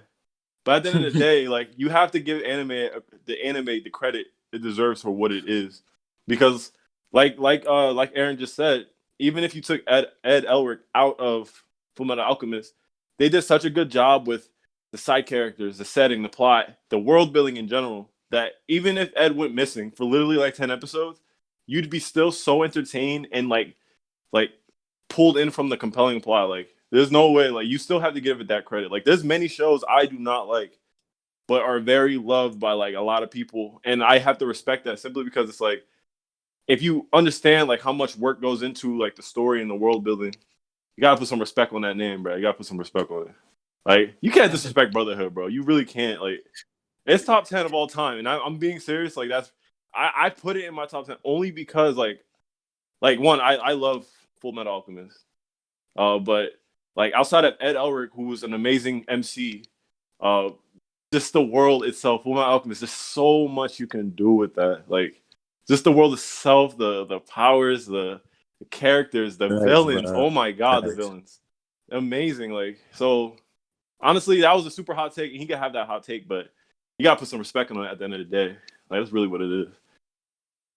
That's facts. And Edward is just the glue that brings it together. But yeah, that's for me. Go ahead, Fabian. You go first. Who's your favorite MCs? Favorite MCs. Well, Senku won, but we already discussed that. Hinata too, but we already discussed that. Let's see. I'm not gonna talk about Naruto because everyone hears about Naruto 80 million times, so we already know why. That's 3. I'm definitely gonna have to go out and what's his name? I definitely say Spike. For many reasons. Like he has like this very like something about Spike's personality that makes him very compelling to me. We already kind of talked about why he's a really good MC in his own nature. So I'll say like for the most part, we already discussed like a lot of my favorite MCs. But one that I don't think we did discuss. I really do. What's his name? I forgot his name. I really do like. What's his name? I like. What's the guy from? From. I forgot the name of the anime. Jesus, I can't. I don't. This is why I lost my credit. I just lost all my credibility. I can't even say this is like one of my favorite MCs now because. What is it? What's the anime about? Blue Exorcist? Blue Exorcist, there we go. Blue Exorcist. You gotta read the manga for that. So now, yeah, I gotta read the manga now, of course, but like I remember like freshman year of college, I watched Blue Exorcist, and Okumura. Yo, he like that's a really good MC, dog. Like a very good MC. At least in my opinion. I really enjoy like his character archetype and what he brought to the table for like the rest of the characters, and his dynamic with his classmates and how like they perceived him and how he just handled certain situations. Like I was fucking with it heavy. No, I agree. I think Reen does a good job. Well, he's written to be, he's written to be like a character that overcomes differences and all that kind of stuff like that. But it's the way he overcomes it to where the idea like they don't like him, and Ren's like, I don't care if you don't like me. And this is a great thing we see in other MCs as well. But it's like, I don't care if you don't like me. I don't care. I'm still going to save your life. And I think that's a great it's a great trait that we see in a lot of it. But the way that Ring does it is unique. But like we see in a lot of different characters, and so I agree with that. I like that too. And then lastly, I'm gonna just go and say School Rumble again because he is one of my. I don't know if y'all know who Harima Kenji is. But that's my nigga, yo. That's my nigga. He's that's like comedy slice of life. So y'all probably didn't watch School Rumble, and if y'all didn't watch School Rumble, y'all should probably watch School Rumble because I'm gonna advocate for it for the rest of my entire life.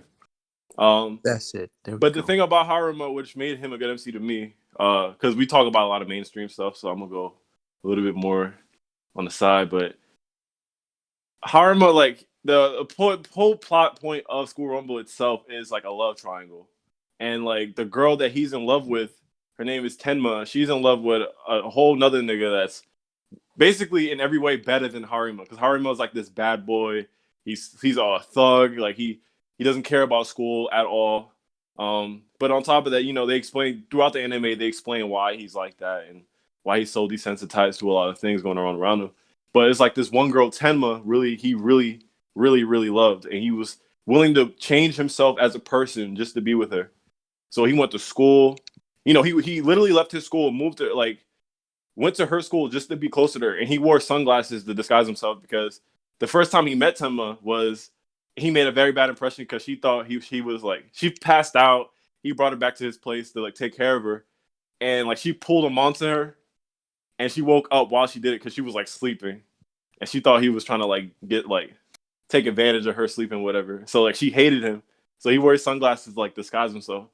But I was like, that's just the story point. But like, what makes him a good, compelling MC to me is the fact that once again, he has all the odds stacked against him. He's literally in this place, in a whole different school, mind you. Tenma's like, she's like stupid, like she's basically like a dunce. She's not the smartest, but even then he was willing to like study and become really good at his academics just to be able to help her. He was willing to put his feelings aside to literally help her get over her emotions and whatnot. So, like, what makes him a good MC is the fact that he's always putting somebody else before himself. And you see this, like, multiple times throughout the anime. Like, it wasn't just her. Like, it was because he made friends throughout the way. Mind you, he's not the main. He's not actually. He's like the. What do they call the secondary main character? Like the deuter antagonist or something like that? I forgot what they call him. I forget too. Yeah, well, because technically speaking, Tenma is the main character, but like it's like a split story. It like show like every episode they show like half of it is like with her, and then the other half is with him, and they're showing like it will be within the same day, but from different perspectives. So, but yeah, I fuck with Harima only because like I see this man do so much for other people, despite his personality, despite his like ideas, and it's just like, you know what? I'm gonna step out of my comfort zone to make someone else's life more comfortable. So yeah, I fuck with that. Nice. All right, Ev, what you got? Let's get it. All right, bet. So y'all know a lot of them, so I'm gonna just name the ones that people already probably know. Emma Ray Norman, Givens. Jimmy Kudo, Given. Ichigo Kurosaki, because he was like, when I was little, me and my cousins were the ones that like introduced me into anime in general. We always would like pick characters of what we liked and stuff like that. And when it came to Naruto, I picked Kakashi. And then when it came to like Big Three in general, I picked Kakashi and Sanji. And then when it came to Bleach, I picked Ichigo. So that's kind of like a nostalgia thing. And I like Ichigo's character. Every time I revisit Bleach, it always reminds me of those days when we used to watch. So yeah, I love Bleach. I love Ichigo. What was that? Ichigo, Kudo. And then two that not a lot of people know. The first one, Kenichi Shirahama from Kenichi the Mightiest Disciple. That's a god tier MC. God tier. And it's like, talk about underdog, bro. This dude was getting bullied. He couldn't even get into the karate club because he was so weak. And then he meets Miyu. He starts training, and he starts earning respect around not only the karate club but all of freaking Japan. And it's a real underdog, like from the ground up story. And then when you find out like who his villain is in the anime, like his first villain, it's like wow. It's a real. If you haven't watched Kanishi My Disciple, I strongly recommend it. Really Yeah, good. it's a god tier. That's a good first anime for someone who doesn't watch anime to watch. In my Facts. opinion, it's a really good Facts. start. It's Anime. like it's got the shonen tropes. It's got fan service, if you like that. It's got story. It's got growth, progression, all that. And then my last one, Tran Hartnett from Black Cat, and that's also like a nostalgia thing too, because that was one of the first. No, that was the first. Like when I realized, oh shit, this is anime. Like that was the first show I ever watched was Black Cat. And Tran Hartnett is an assassin. He's got the personality of like Nier, where he's like emotionless and he just does his job. He kills, he leaves. That's it. But he meets a girl who is a sweeper, and sweepers are like people who pick up bounties on criminals and try to like capture them. And she goes after him and tries to like change, because she meets him before she goes after him, but then she tries to like change his view on life, because he doesn't see, he lost, like his parents were killed by the person he was working for when he was little. So it's like he's really emotionless. He doesn't know feeling because of the person that had brought him up from killing his parents. So he's like a machine basically. But that girl like kind of helps him see like a different viewpoint in life, and he doesn't even understand it at first. But then she ends up being killed because they notice that he's not doing his job as well, or he doesn't want to do his job anymore because of her. So they kill her, and then he like does a complete 180, and he's no longer an assassin. He helps this sweeper so they can go find the guy that killed the girl, and it's a really good story, and I really like him as a main character. And he's got drip, like he's dripped out. That's the most important, bro. That boy is dripped out. That's the most important. But he can't be Urameshi though. No one beats Urameshi in drip. I don't care what no one says. Urameshi is dripped out. You can't say nothing about very dripped out. But hey, Tran Hartnett, his name is Tran, but I think it's spelled Train. It's either Train or Tran. Tran. It's a good ass name. Train Hartnett. That's tough. And he's like his gun, like everything about him, but the gun he has, his tattoos, it's all. Vash's gun is top one guns in Vash's anime. gun Sorry, is very swaggy. Tran can't beat that. Tran, he's there. To continue, so we have MC. Wait, hold on. Wait, my bad. Wait, Ev, what is that anime called? It's called Black Cat. It's Black on Cat? Funimation. Yeah, I'm gonna have to watch that. 24 episodes, I believe. Really good. Bet. To continue, we got two more categories. We get to news. We got least favorite MCs, and then we have we got failed MCs, which are two different things because you can like an MC and it can be still a failure. And then we have like least favorite, because I mean favorite. We're talking about favorite. I'm not talking about best. I'm not talking about the best MCs. I'm talking about favorites. For me, I can't really think of an MC that I just dislike necessarily. I think as long as they serve their purpose, I usually am okay with it. Like I have a lot of allowances. I think there's MCs that I like. I have more MCs that I think are failed than I have of least favorites. I just think that they aren't good MCs, but I don't dislike them. So it's kind of hard for me to say that. But do y'all have any? Wait. So we're talking about MCs that we don't really like for real. That you don't really like. Now this isn't failed, but this is okay. that you don't really like. I got two in mind, and it's funny because they're both from they're both fairly very new. One is definitely Bam from Tower God. It's not that he's definitely not a bad MC. Like I could see that he's good. Yeah, he's very simpy, and I'll say off rip, especially in the era we're in 2020 or whatever. That is not a good impression for a good MC. Like a good MC, like especially like someone coming in like not reading the webtoons, because most people that read the webtoons, they know where it's going, so it's like they can excuse it. But like for me personally, who never seen Tower God, I used to always hear Bo talk about it in the early days of when I just started coming onto the podcast and whatnot. He's always like, "Oh, Tower Facts. God's fire, Tower God this, Facts. Tower God," and I'm like, "Oh, okay, cool." I was like, "Oh," and he was like, "Yeah, they're making an anime adaptation coming later on this next year," and I was like, "Oh, fire, let's get it." And I see Tower God, and then like I let the episode stack up, but the day I decided to binge it, I'm noticing like, yo, this nigga Bam is ass. Like I don't like his. He don't be because like these my points like he's very simpy. That alone is just very annoying. I don't like characters like that. That's just me though. He's a lot of times he comes off as like not really doing shit. Cause like if you notice like in the very first season, like he was kind of just there while his teammates were kind of just like doing everything for him. And I get why. He didn't really know what to do. Yeah, he didn't. He wasn't really because obviously Bam was in over his head when he started doing the shit. He was just chasing Raquel. He wasn't really like putting in too much thought about motherfuckers is killing niggas. Like we need to be. I need to be careful. Like this is real. But with the best sword too. At that. Yeah, with the best sword too, and chosen, which is cool. That shows a lot of good foreshadowing in the character, which is why I know Bam is not a failed MC. He's actually probably going to be a really good MC. But for season 1 of Tower God, like it was not hitting for me. I was just like, nah. I was like very simpy, very like slayed back, not doing shit, letting all his like teammates and shit do shit. I'm like, nah. That's just for me though, and in the sense of an MC. That's not what I like, but I know some people are okay with it, and also the webtoon readers, they fuck with it. That's that's big facts because that's big facts. I didn't even think about that until Fab just brought that up. Like, Bam doesn't really become his own motherfucker until the last episode.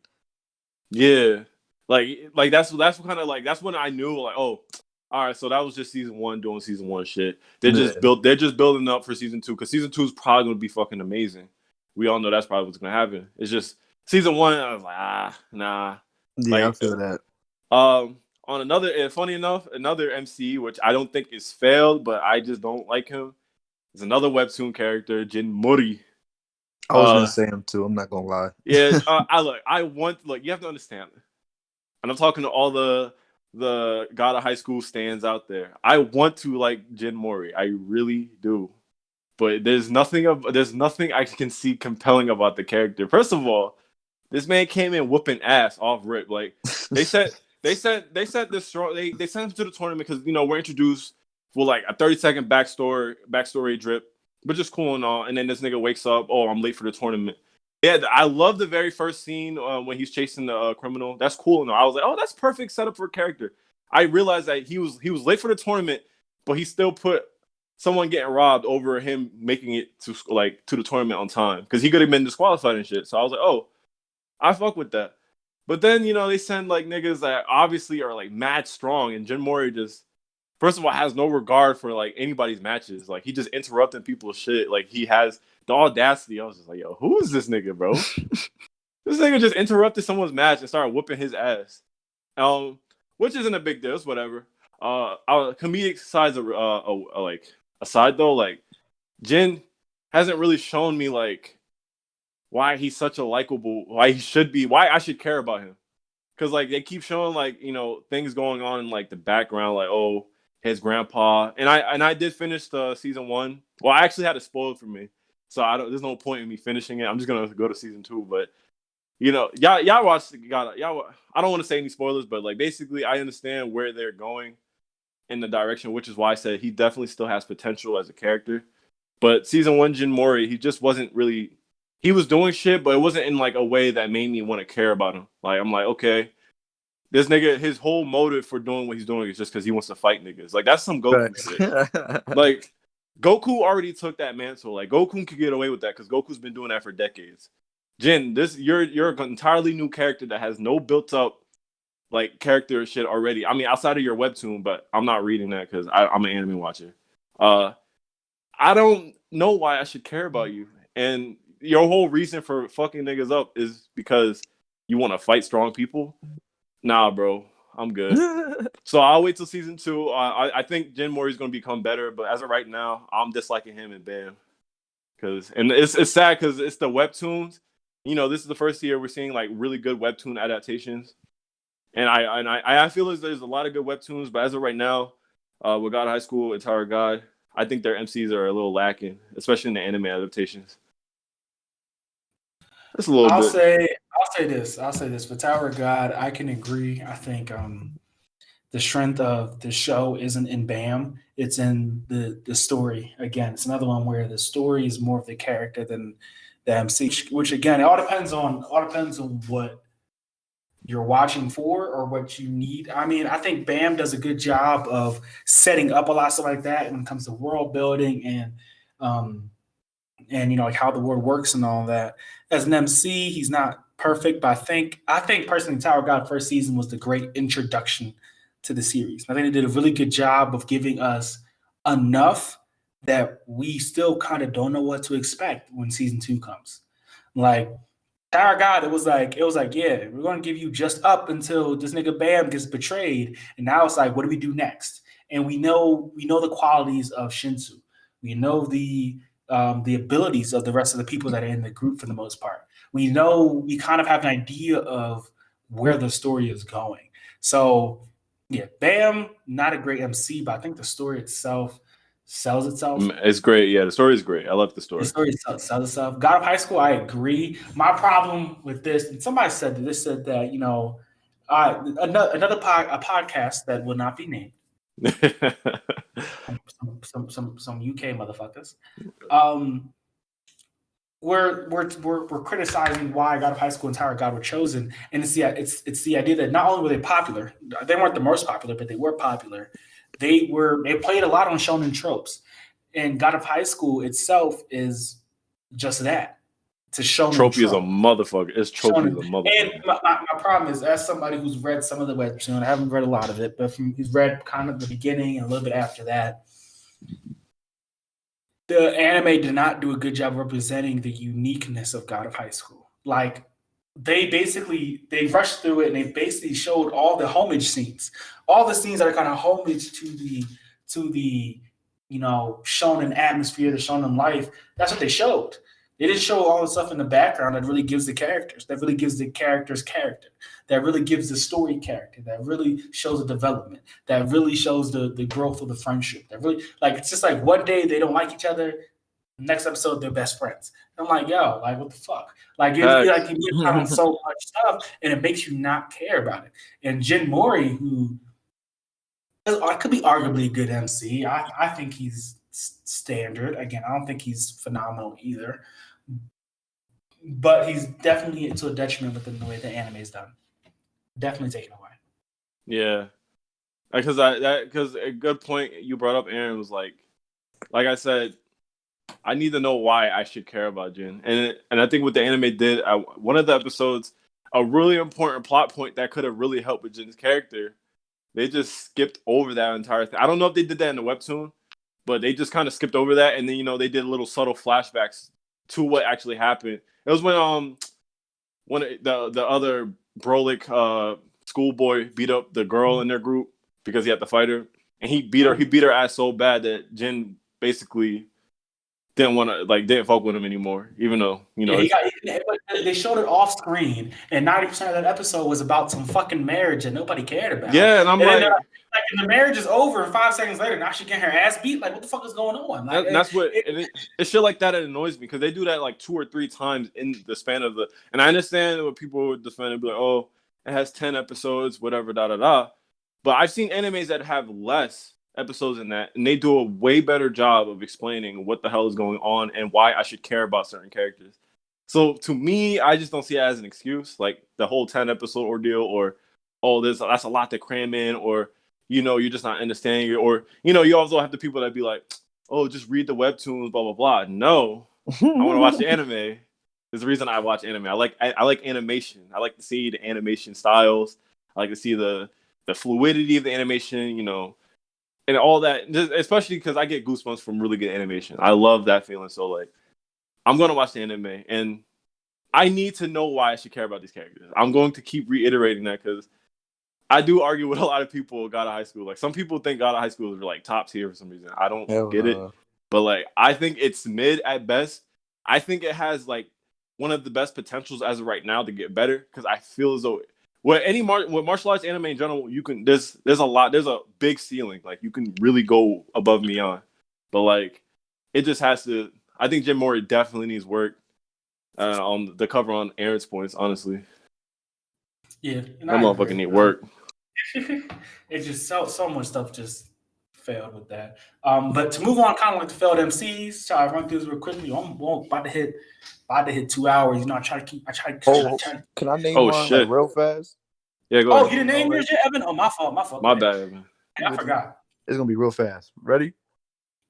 I don't like Shinji from Neon Genesis. He's a bitch. God damn. I don't like dude from Dead Man Wonderland. He's also a bitch. I don't like how he would treat Shiro. Like, yeah, I don't like him either. Yeah. He's pretty ass. And I don't like Boruto at all. That's fair. Boruto's very fair. That's very fair. I can't even be mad. I really can't be mad. Boruto's fair. Yeah, because like he's the best example of a character you want to really like, but you just can't. But you just can't. Like I don't like you. So yo, I want to like you, Boruto. I want to, but you're just not giving me anything. Believe me, like yeah. Because I've tried. I'm with you, Evan. I tried. Yeah, it's yeah, but yeah, them the three. But okay, so that's all fair. I've heard a lot of stuff about Boruto. You know, y'all know niggas I ain't seen Naruto, but the other two I understand. Move on to failed MCs. Kind of just run through this quickly. The first one I have is Kirito. I love Sword Art Online. Y'all know I do. Y'all seen the tweets. I love that shit.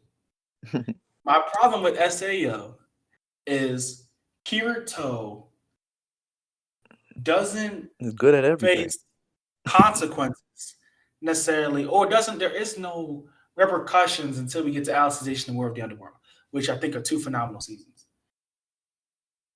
Before that, everything is kind of external factors. And you know what makes a good MC is someone who also has we see what I really loved about War of the Underworld. We see the internalization of the decisions that he's made throughout all the seasons. We see that. We see the toll it's taken on himself mentally, physically. We get to this part in War of the Underworld, and spoilers or not, I know most of our niggas don't give a fuck. He doesn't want to live. He's in some ways choosing death over life because he feels that's what he deserves. And it's so good. It's such a good visualization, such a good showing of his character, of who he is. But we don't get that until 6 seasons later. We don't get anything like that until 6 seasons later. Or like season 1, or I say season 4, part 2, whatever. It's 5 seasons. And that's an issue. It's a massive issue. It should be in our face, from the beginning, And you also have the idea that Kirito, the cop-out for how powerful he is he's a beta player. I'm like, okay, you know what a beta is? They got everything in the beta, okay? That man just knows where the spawn points are. That's it. That nigga don't know everything. They did bug fixes. They changed them. Like, it's not, they kind of give him a cop-out for how powerful he is by saying he's a beta player. And, I mean, although it has elements of a power fantasy, Kirito has his moments, but a lot of times we don't really see the true strength, the true greatness, or the true really good parts of, SAO to get this Alicization and War of the Underworld. 2 things I really recommend people watch. They're really into it. If they really like SAO or whatever. Next, we have Shiro from the Fate Stay Night, Fate Unlimited Blade Works, and Fate Heaven's Feel. I feel like Shiro is useless outside of Unlimited Blade Works. In Stay Night and Heaven's Feel, he's there. He helps drive the plot. But for the most part, he's useless. He's a useless MC. And in Unlimited Blade Works, he more directly involves himself in the action continuously to make himself known, and it's what makes the reveal near the end of the show so compelling and so believable and so real because of how much he involved himself in Unlimited Blade Works. When we talk about Stay Night and we talk about Heaven's Feel, he falls flat. Next, I have 2 characters who I feel are alike. I'm not going to talk too much about this because y'all know who I am. Asta and Natsu, I think Asta still has time. And from what I've seen from manga readers and people later in the anime, he definitely has shown a better level of growth than from what I've seen of the 180 episodes of the anime I watch, because that's obviously not enough. But I feel like he's definitely grown more. But the first thing he would do is fall into Natsu syndrome, where Natsu syndrome is where you go through a lot of stuff and you never really have any growth besides your powers. There's no personal growth. Yeah, he's still the same person. Still the same motherfucker. I agree. Yeah, saying that even with Naruto, who, you know, goes through a lot of shit, but he has a lot of personal growth.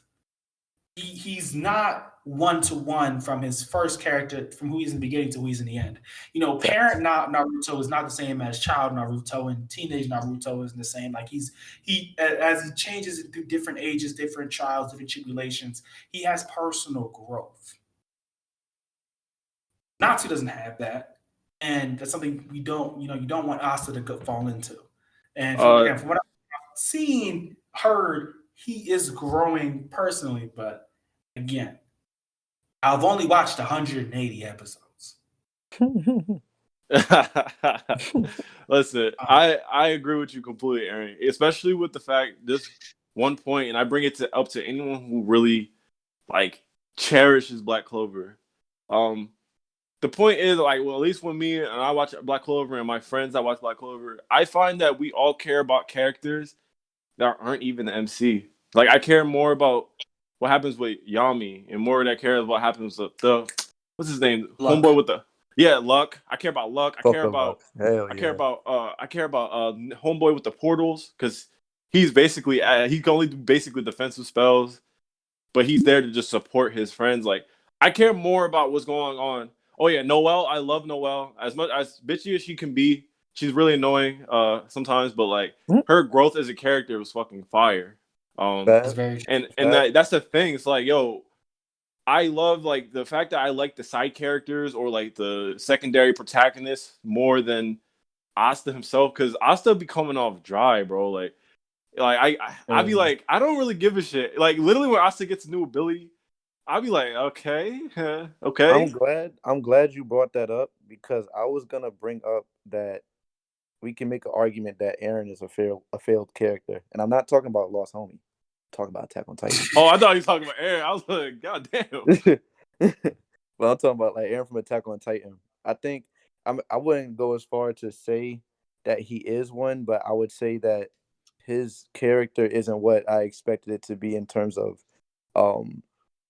power that an MC brings to a community, I guess. Like you said, with the side characters, I think more people care about the Ackerman story more than Aaron's personal story. And that's true. That's very true. With like even like Erwin's background story of how he even found like that was so beautiful. Erwin knowing the whole truth and stuff like that. Like it becomes a show of, we don't really care what Aran does. We're more interested in the background stories of these characters. And and even like when I think about it, like when they do show like Aran's dad's background, when you think about that, it's like, well, Aran is really just a regular motherfucker that got lucky. His dad gave him the Titan, and that was that. Like, it's nothing really, from what we've seen so far, it's really nothing that you can say about Aran. It's like, oh my god. And, no, I agree. Yeah, definitely agree. Now that I think about it, I agree. That's a good point. I think it's something manga readers say that he really hits his stride within the last season or the last arcs. Yeah, that's what I've been hearing too. But like from the beginning, that's a good point. And it's like season two. Season 2 Attack on Titan exemplifies that. You know, like everything else is more important than Aran, because Aran himself is it's crazy. He's the main character, but when you watch season 2, it doesn't feel like he's the main character. Levy is the main character. Levy's the main character season 2, 100%. And he's definitely the most loved character in that show, like definitely, undoubtedly. So with that, and this is, I don't know if it's Aran to blame, because Aran's a dry character. It's like more so the stories character arc. around. Yeah, the story. It's the story itself because like we start to care more about, like for instance, Armin. Like, yo, this nigga Armin really came up. Yeah, 100%. that like development. That That's development is development. stupid good. And it's like now I care what. And Armin personally is my favorite character. I mean, outside of Levy, but Levy's everyone's favorite character. But Armin, outside of Levy, is my favorite character. And I care more about what happens to Armin than I do what happens to Aaron. And that's not a bad thing. Like that doesn't mean Aaron is a bad MC. But it's kind of like it kind of takes away from the fact it's like, hey, this is your MC, and the fact that your MC is being overshadowed by all of your side characters, that's not a good look. And that's just me. I've never taken that. So no, go ahead. Aaron had brought up earlier about how the story of Full Metal Alchemist is so well written that it's not like Ed is a bad main character. It's just the story itself is like a main character. And that's how that's what Attack on Titan is. Facts. It's like the Reese's story, how Historia is actually the real royal of their world, or even finding out that what's her face? What's her freaking name? What was the name of the first Titan? Does anybody remember? Because the other girl had the same name. You mean like that girl with the yellow hair, the blonde hair? No, that's Historia. But remember her friend that we had first found out was a Titan in season 2? Oh, it's on the top of my tongue. The one that could box. Yeah, she's like small. Hands. Let me think. No, I forgot her name, bro. She hasn't been relevant though, for real. I haven't seen her. But even like season 2 of her story, like when we find out like how she's been living this whole time for a long time, and like her being brought into this little cult where they worshipped her, and then being found and turned into a Titan to die and stuff like that. Then how she crossed paths with Reiner and Berthold and Anna and all of them. It's like everything else around Aaron is written so well, and it's so interesting that you don't like. It's like you don't even care about the story anymore. You care about the story, but it's like, yo, I want them to figure out, like, you know, get past the walls and all that. But yo, where did Levi come from? What's his story? Or where is like Reiner and this nigga? They're Titans that are the enemy. Like, what happened? What's the story around that? What's Grisha's story? What's Historia's story? What's that girl's story? Who was in the walls? Like, it's so many other questions that you're interested in that you're not interested in Aaron. Yeah, it definitely is a good thing. And that's all good points. That's the truth, though. Y'all spoke the truth. I can't add anything to that. The truth, the last failed MC I have is Tanjiro. I knew you were gonna put Tanjiro on. I knew it. From season 1, it's Do the same. Tanjiro as a failed MC. Okay, let me explain real quick. That's a hot ass take. Tanjiro to me is standard.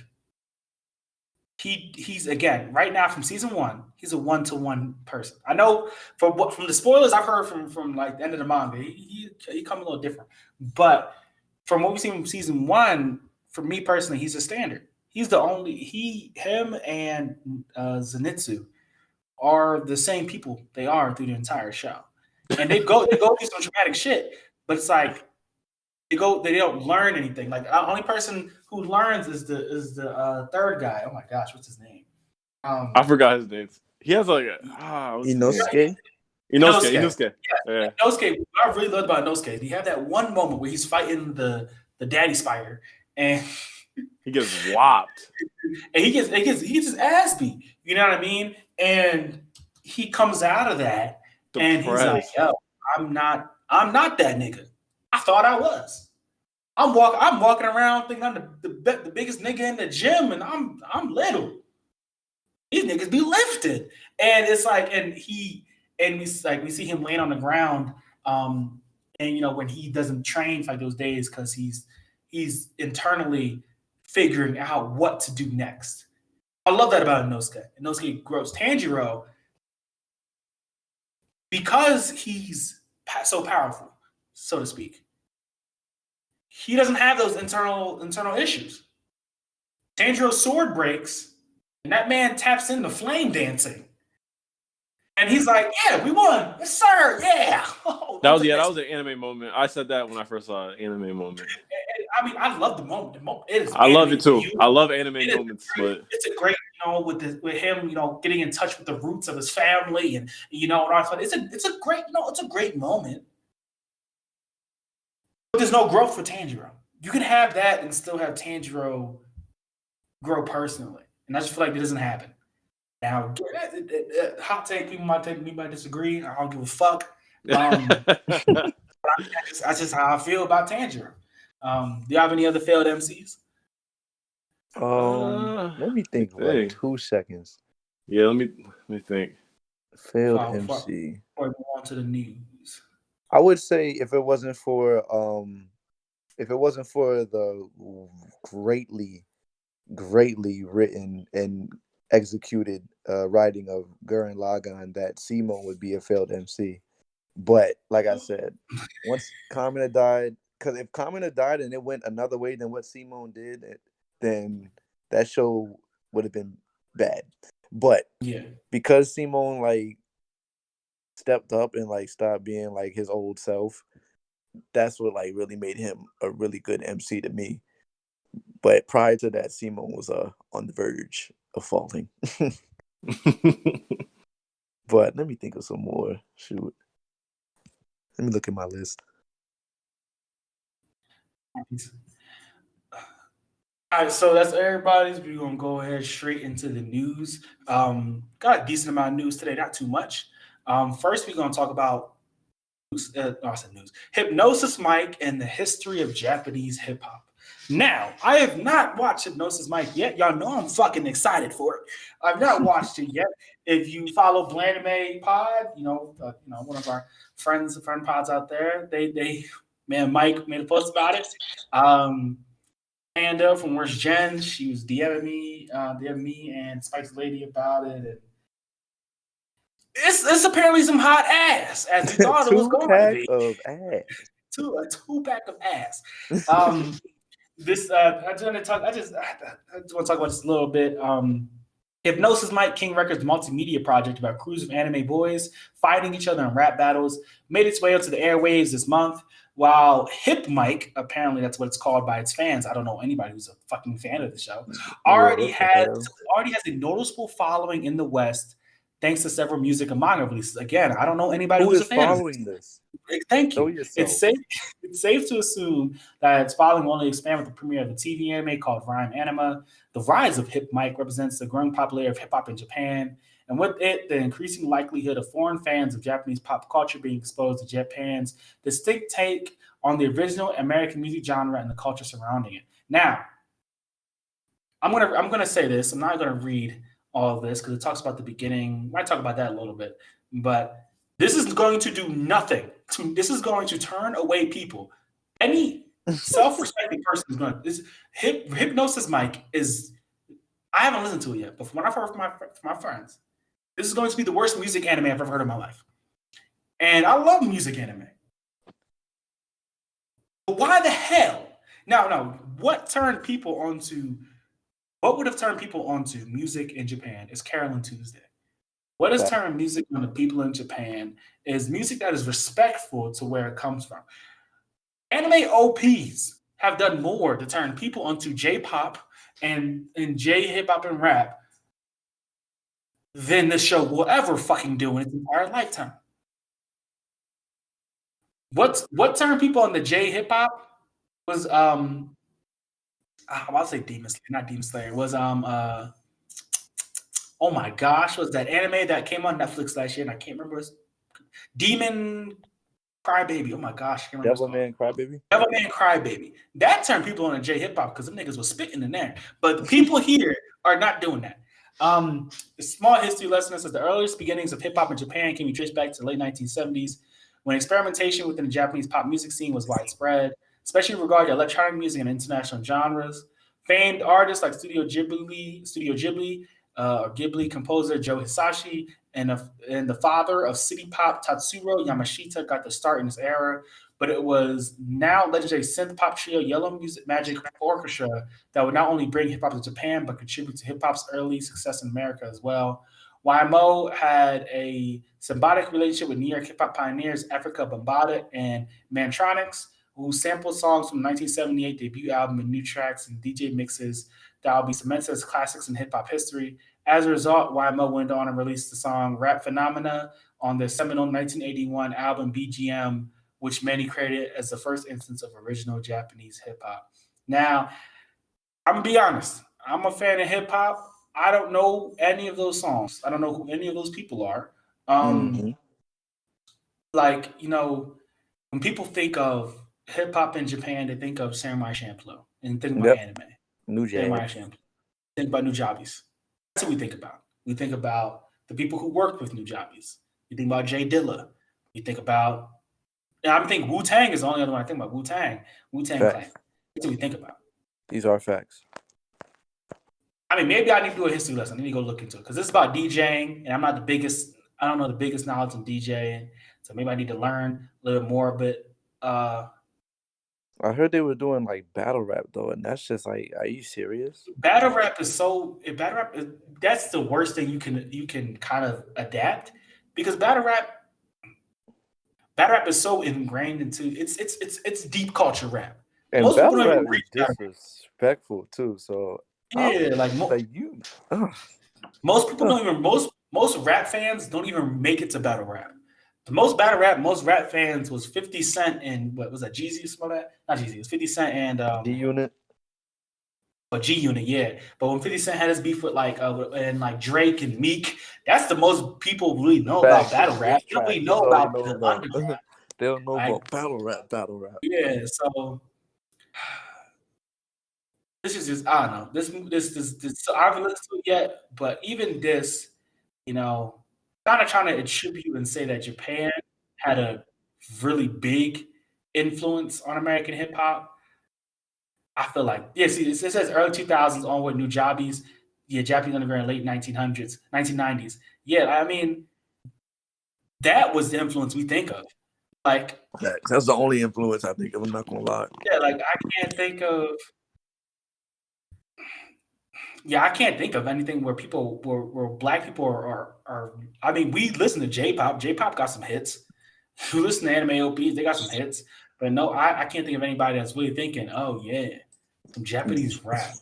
Yeah. Is the influence. is the originator influence to black American rap history. I don't know. Maybe I need to read a book, but somebody need to tell me where that book is at. Yeah. Next, we have Disney's Fireball CG anime gets a final chapter in November. This anime actually came out, I think, in about 2010. I've never heard of it before. Or no, 2008. I never heard of this anime before, but the official Twitter account for Disney's Japanese 3D CG anime in November, the original high-density industrial gag short animation of 2-minute shorts. That's why. Follows the daily life of a female robot named Drossel von Flügel and her guardian servant robot Gedek. This is German. I can't pronounce that. And so yeah, so we're gonna get another part of this. It's pretty cool. Pretty cool. I don't know. You know, Disney's been doing anime for a long time. They need to do some more Marvel anime because that'd be awesome. Next, we have Moriarty, the Patriot anime's second 12-episode half premieres next April. Now, I haven't watched any of this yet. I don't even know where to fucking watch it. But I do plan on watching that sooner or later.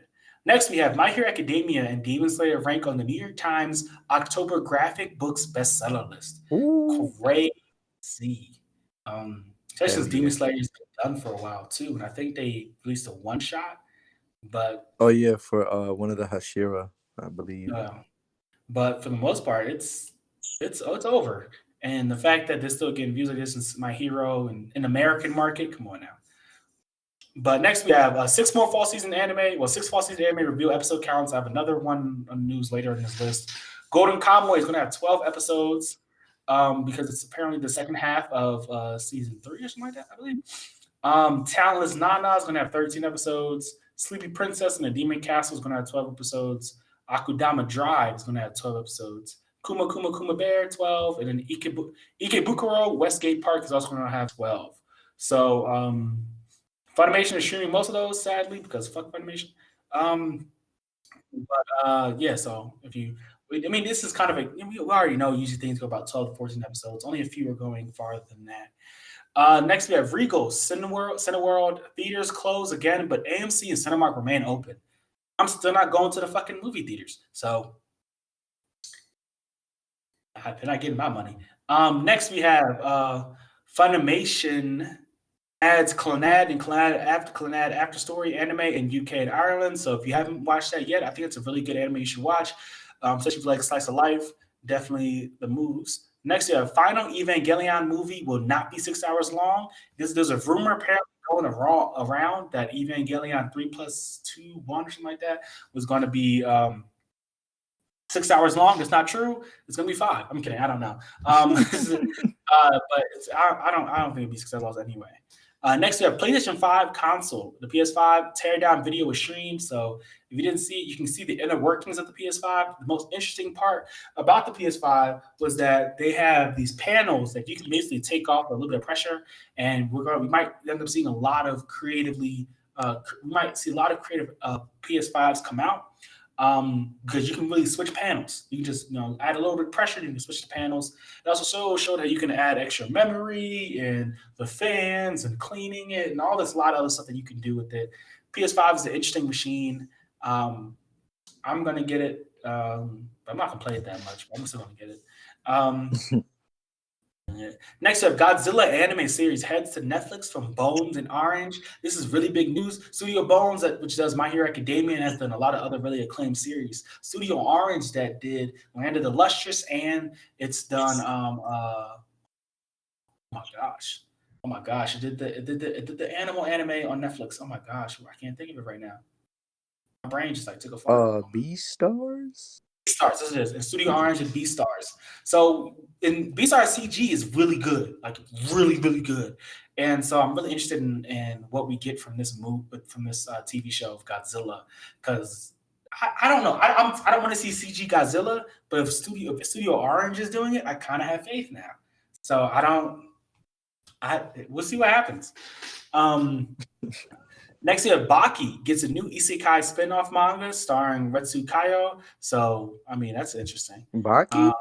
Baki's getting an isekai spinoff manga. What the fuck? Yeah, right? Okay. That's funny. That's new. Next, we have Spriggan Netflix anime reveals visuals in the 2021 premiere. I believe we thought this was to come out this year, but COVID and everything has pushed a lot of stuff back. So that's how it is. Next, we have Viz Media Manga Plus publish Promise Neverland and Demon Slayer bonus chapters in English. So if you are reading it, I'm gonna need that. You can watch it there. I'm gonna need that bonus. Next, we have Wandering Witch, the journey of Elena creator, has asked its anime staff to not show panty shots. So I don't know whoever was looking forward to that, but I'm sorry, man. No panty shots, yo. Panty stuff. And I'm bringing up the article right now, and it says, "This obviously do not show underwear." He explained, and this is a guy who he explained that he wanted the anime to be seen by a wide audience, and he did not want to limit the appeal. He stressed that this was his only major request, mentioned that seeing the anime staff face to face was the most nerve-wracking experience in his life. So he says the creator expressed his pleasure with the anime, saying the concept designer drawings were magnitudes more beautiful and lush than what he had imagined in his head. And he also praised the voice work and the ending theme song. So Hichi wants everybody to see his anime, Feel me? Ain't nothing wrong with it. He's trying him. If it's good, then shoot, we gonna love it. Oh, exactly. He's for the kids. He's for the kids. Kingdom Anime Season 3 is slated to resume in spring after COVID-19. So Kingdom is not coming back anytime soon. I heard Kingdom Anime hasn't really been doing the best anyway, so people probably on here. I bet. I know. I heard the manga is really good, but the anime. Yeah, the manga is like top selling, but it's the anime like with Berserk, like they're folding. Next, we have Funimation to stream Log Horizons anime's third season on January 13th. So we won't get that till winter 2021. Technically, anime wise, winter 2021. Right?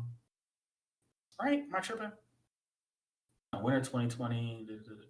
Anyway, let's just say award season wise, it's winter 2021. But yeah, I'm kind of sad because Funimation is picking up anime. Crunchyroll, fuck your originals. Pick these shits up. God damn. Next is Sorcerer Stabber Orphan anime season 2 premieres on January 20th. Another that's too early for spring and like kind of too late for winter. I don't know why. It's kind of a weird date, honestly. But I mean, I guess that's not the beginning of winter season. I don't know. It's not the beginning of spring season either. I don't fucking know. But yeah, so that's when it's dropping. Six other fall season anime revealed their episode count. So if you were interested, the episode counts for By the Grace of the Gods is having 12 episodes. Ira Kakuru, Sport Climbing Girls, 12 episodes. Danmachi season 3, or Is It Wrong to Try to Pick Up Girls in a Dungeon? 12 episodes. That's sad. Long Live Nijigasaki, High School Idol Club, 13. King's Raid, Successors of the Will is going to have 26 episodes. Okay. And then Hypnosis Mike is going to have 13 and hopefully never anymore after that. Next, we have PlayStation 5 has standardized the X as the confirm button across all regions. So I believe it was circle before. But now it's X. So a little difference. Demon Slayer, Kimetsu no Yaiba, Tanjiro and Nezuko inspired children's shoes and sneakers dropped out in Japan. So I guess you can probably order them online for your kids. Okay. Last news we have for today is Jujutsu Kaisen anime is going to run for 24 episodes. So that's really good news. So most likely we're gonna get a lot of the story, especially if they do it the right way. So yes, that's all the news we have for today. This is a long episode. I ain't even these episodes. No cap. We've been rambling. Yeah, rapping. Let's get the last words real quick. What you got, Ev? Watch The Promised Neverland. Watch Case Closed. Stay on the lookout for that Demon Slayer movie because it's coming soon. And watch Burn the Witch. Also, that's it. That's all I got. For me, again, I don't really have much slander today, which is, it's always sad. I love the slander. If you're an American, if you're from the United States, get out and vote when you can. Please. Voting is important. I know as a black person, debates. Y'all saw it. We all saw it. As a black person, sometimes it feels like, our vote doesn't matter or it's not as important, but I said this on Twitter. Most of the stuff that's happened, that's helped us is because, we voted. Gotta vote. Shit like that. At the end of the day, that's all we can do. Right now. Right now, that's all we can do. So vote, I don't say like life depends on it, but just vote. Watch more anime. Always watch more anime. Read more manga. Read more webtoons. Next week, I'm going to drop a video on our Patreon.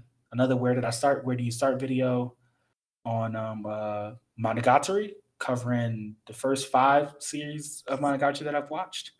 So if you're a Monogatari fan, go on, subscribe to our Patreon for a month or whatever. I don't care.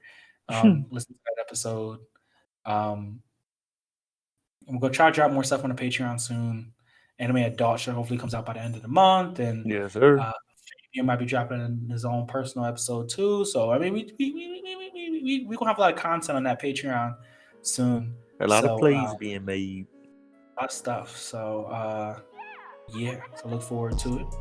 But yeah, that's all I got. So peace out. Thank y'all for listening. Sorry this ran a little long, about 2.5. But I hope you enjoyed the conversation. Peace out, y'all. Craig, get the fuck.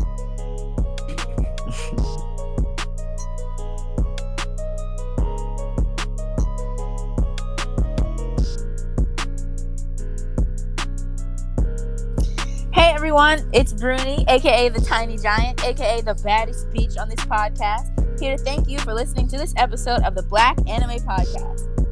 If you want to join the discussion with myself and the other hosts, connect with us on Twitter and Instagram at BLXXK Anime. Again, that's at BLXXK Anime. I also want to remind everyone to check out our Patreon. The link will be in the description. Depending on the tier you subscribe to, you'll gain access to exclusive pods with our monthly guests, the link to join Discord servers with other listeners and the Black Anime hosts, and discounts for Black Anime merch. Again, thank you for listening to the episode, and don't forget to look out for the next one.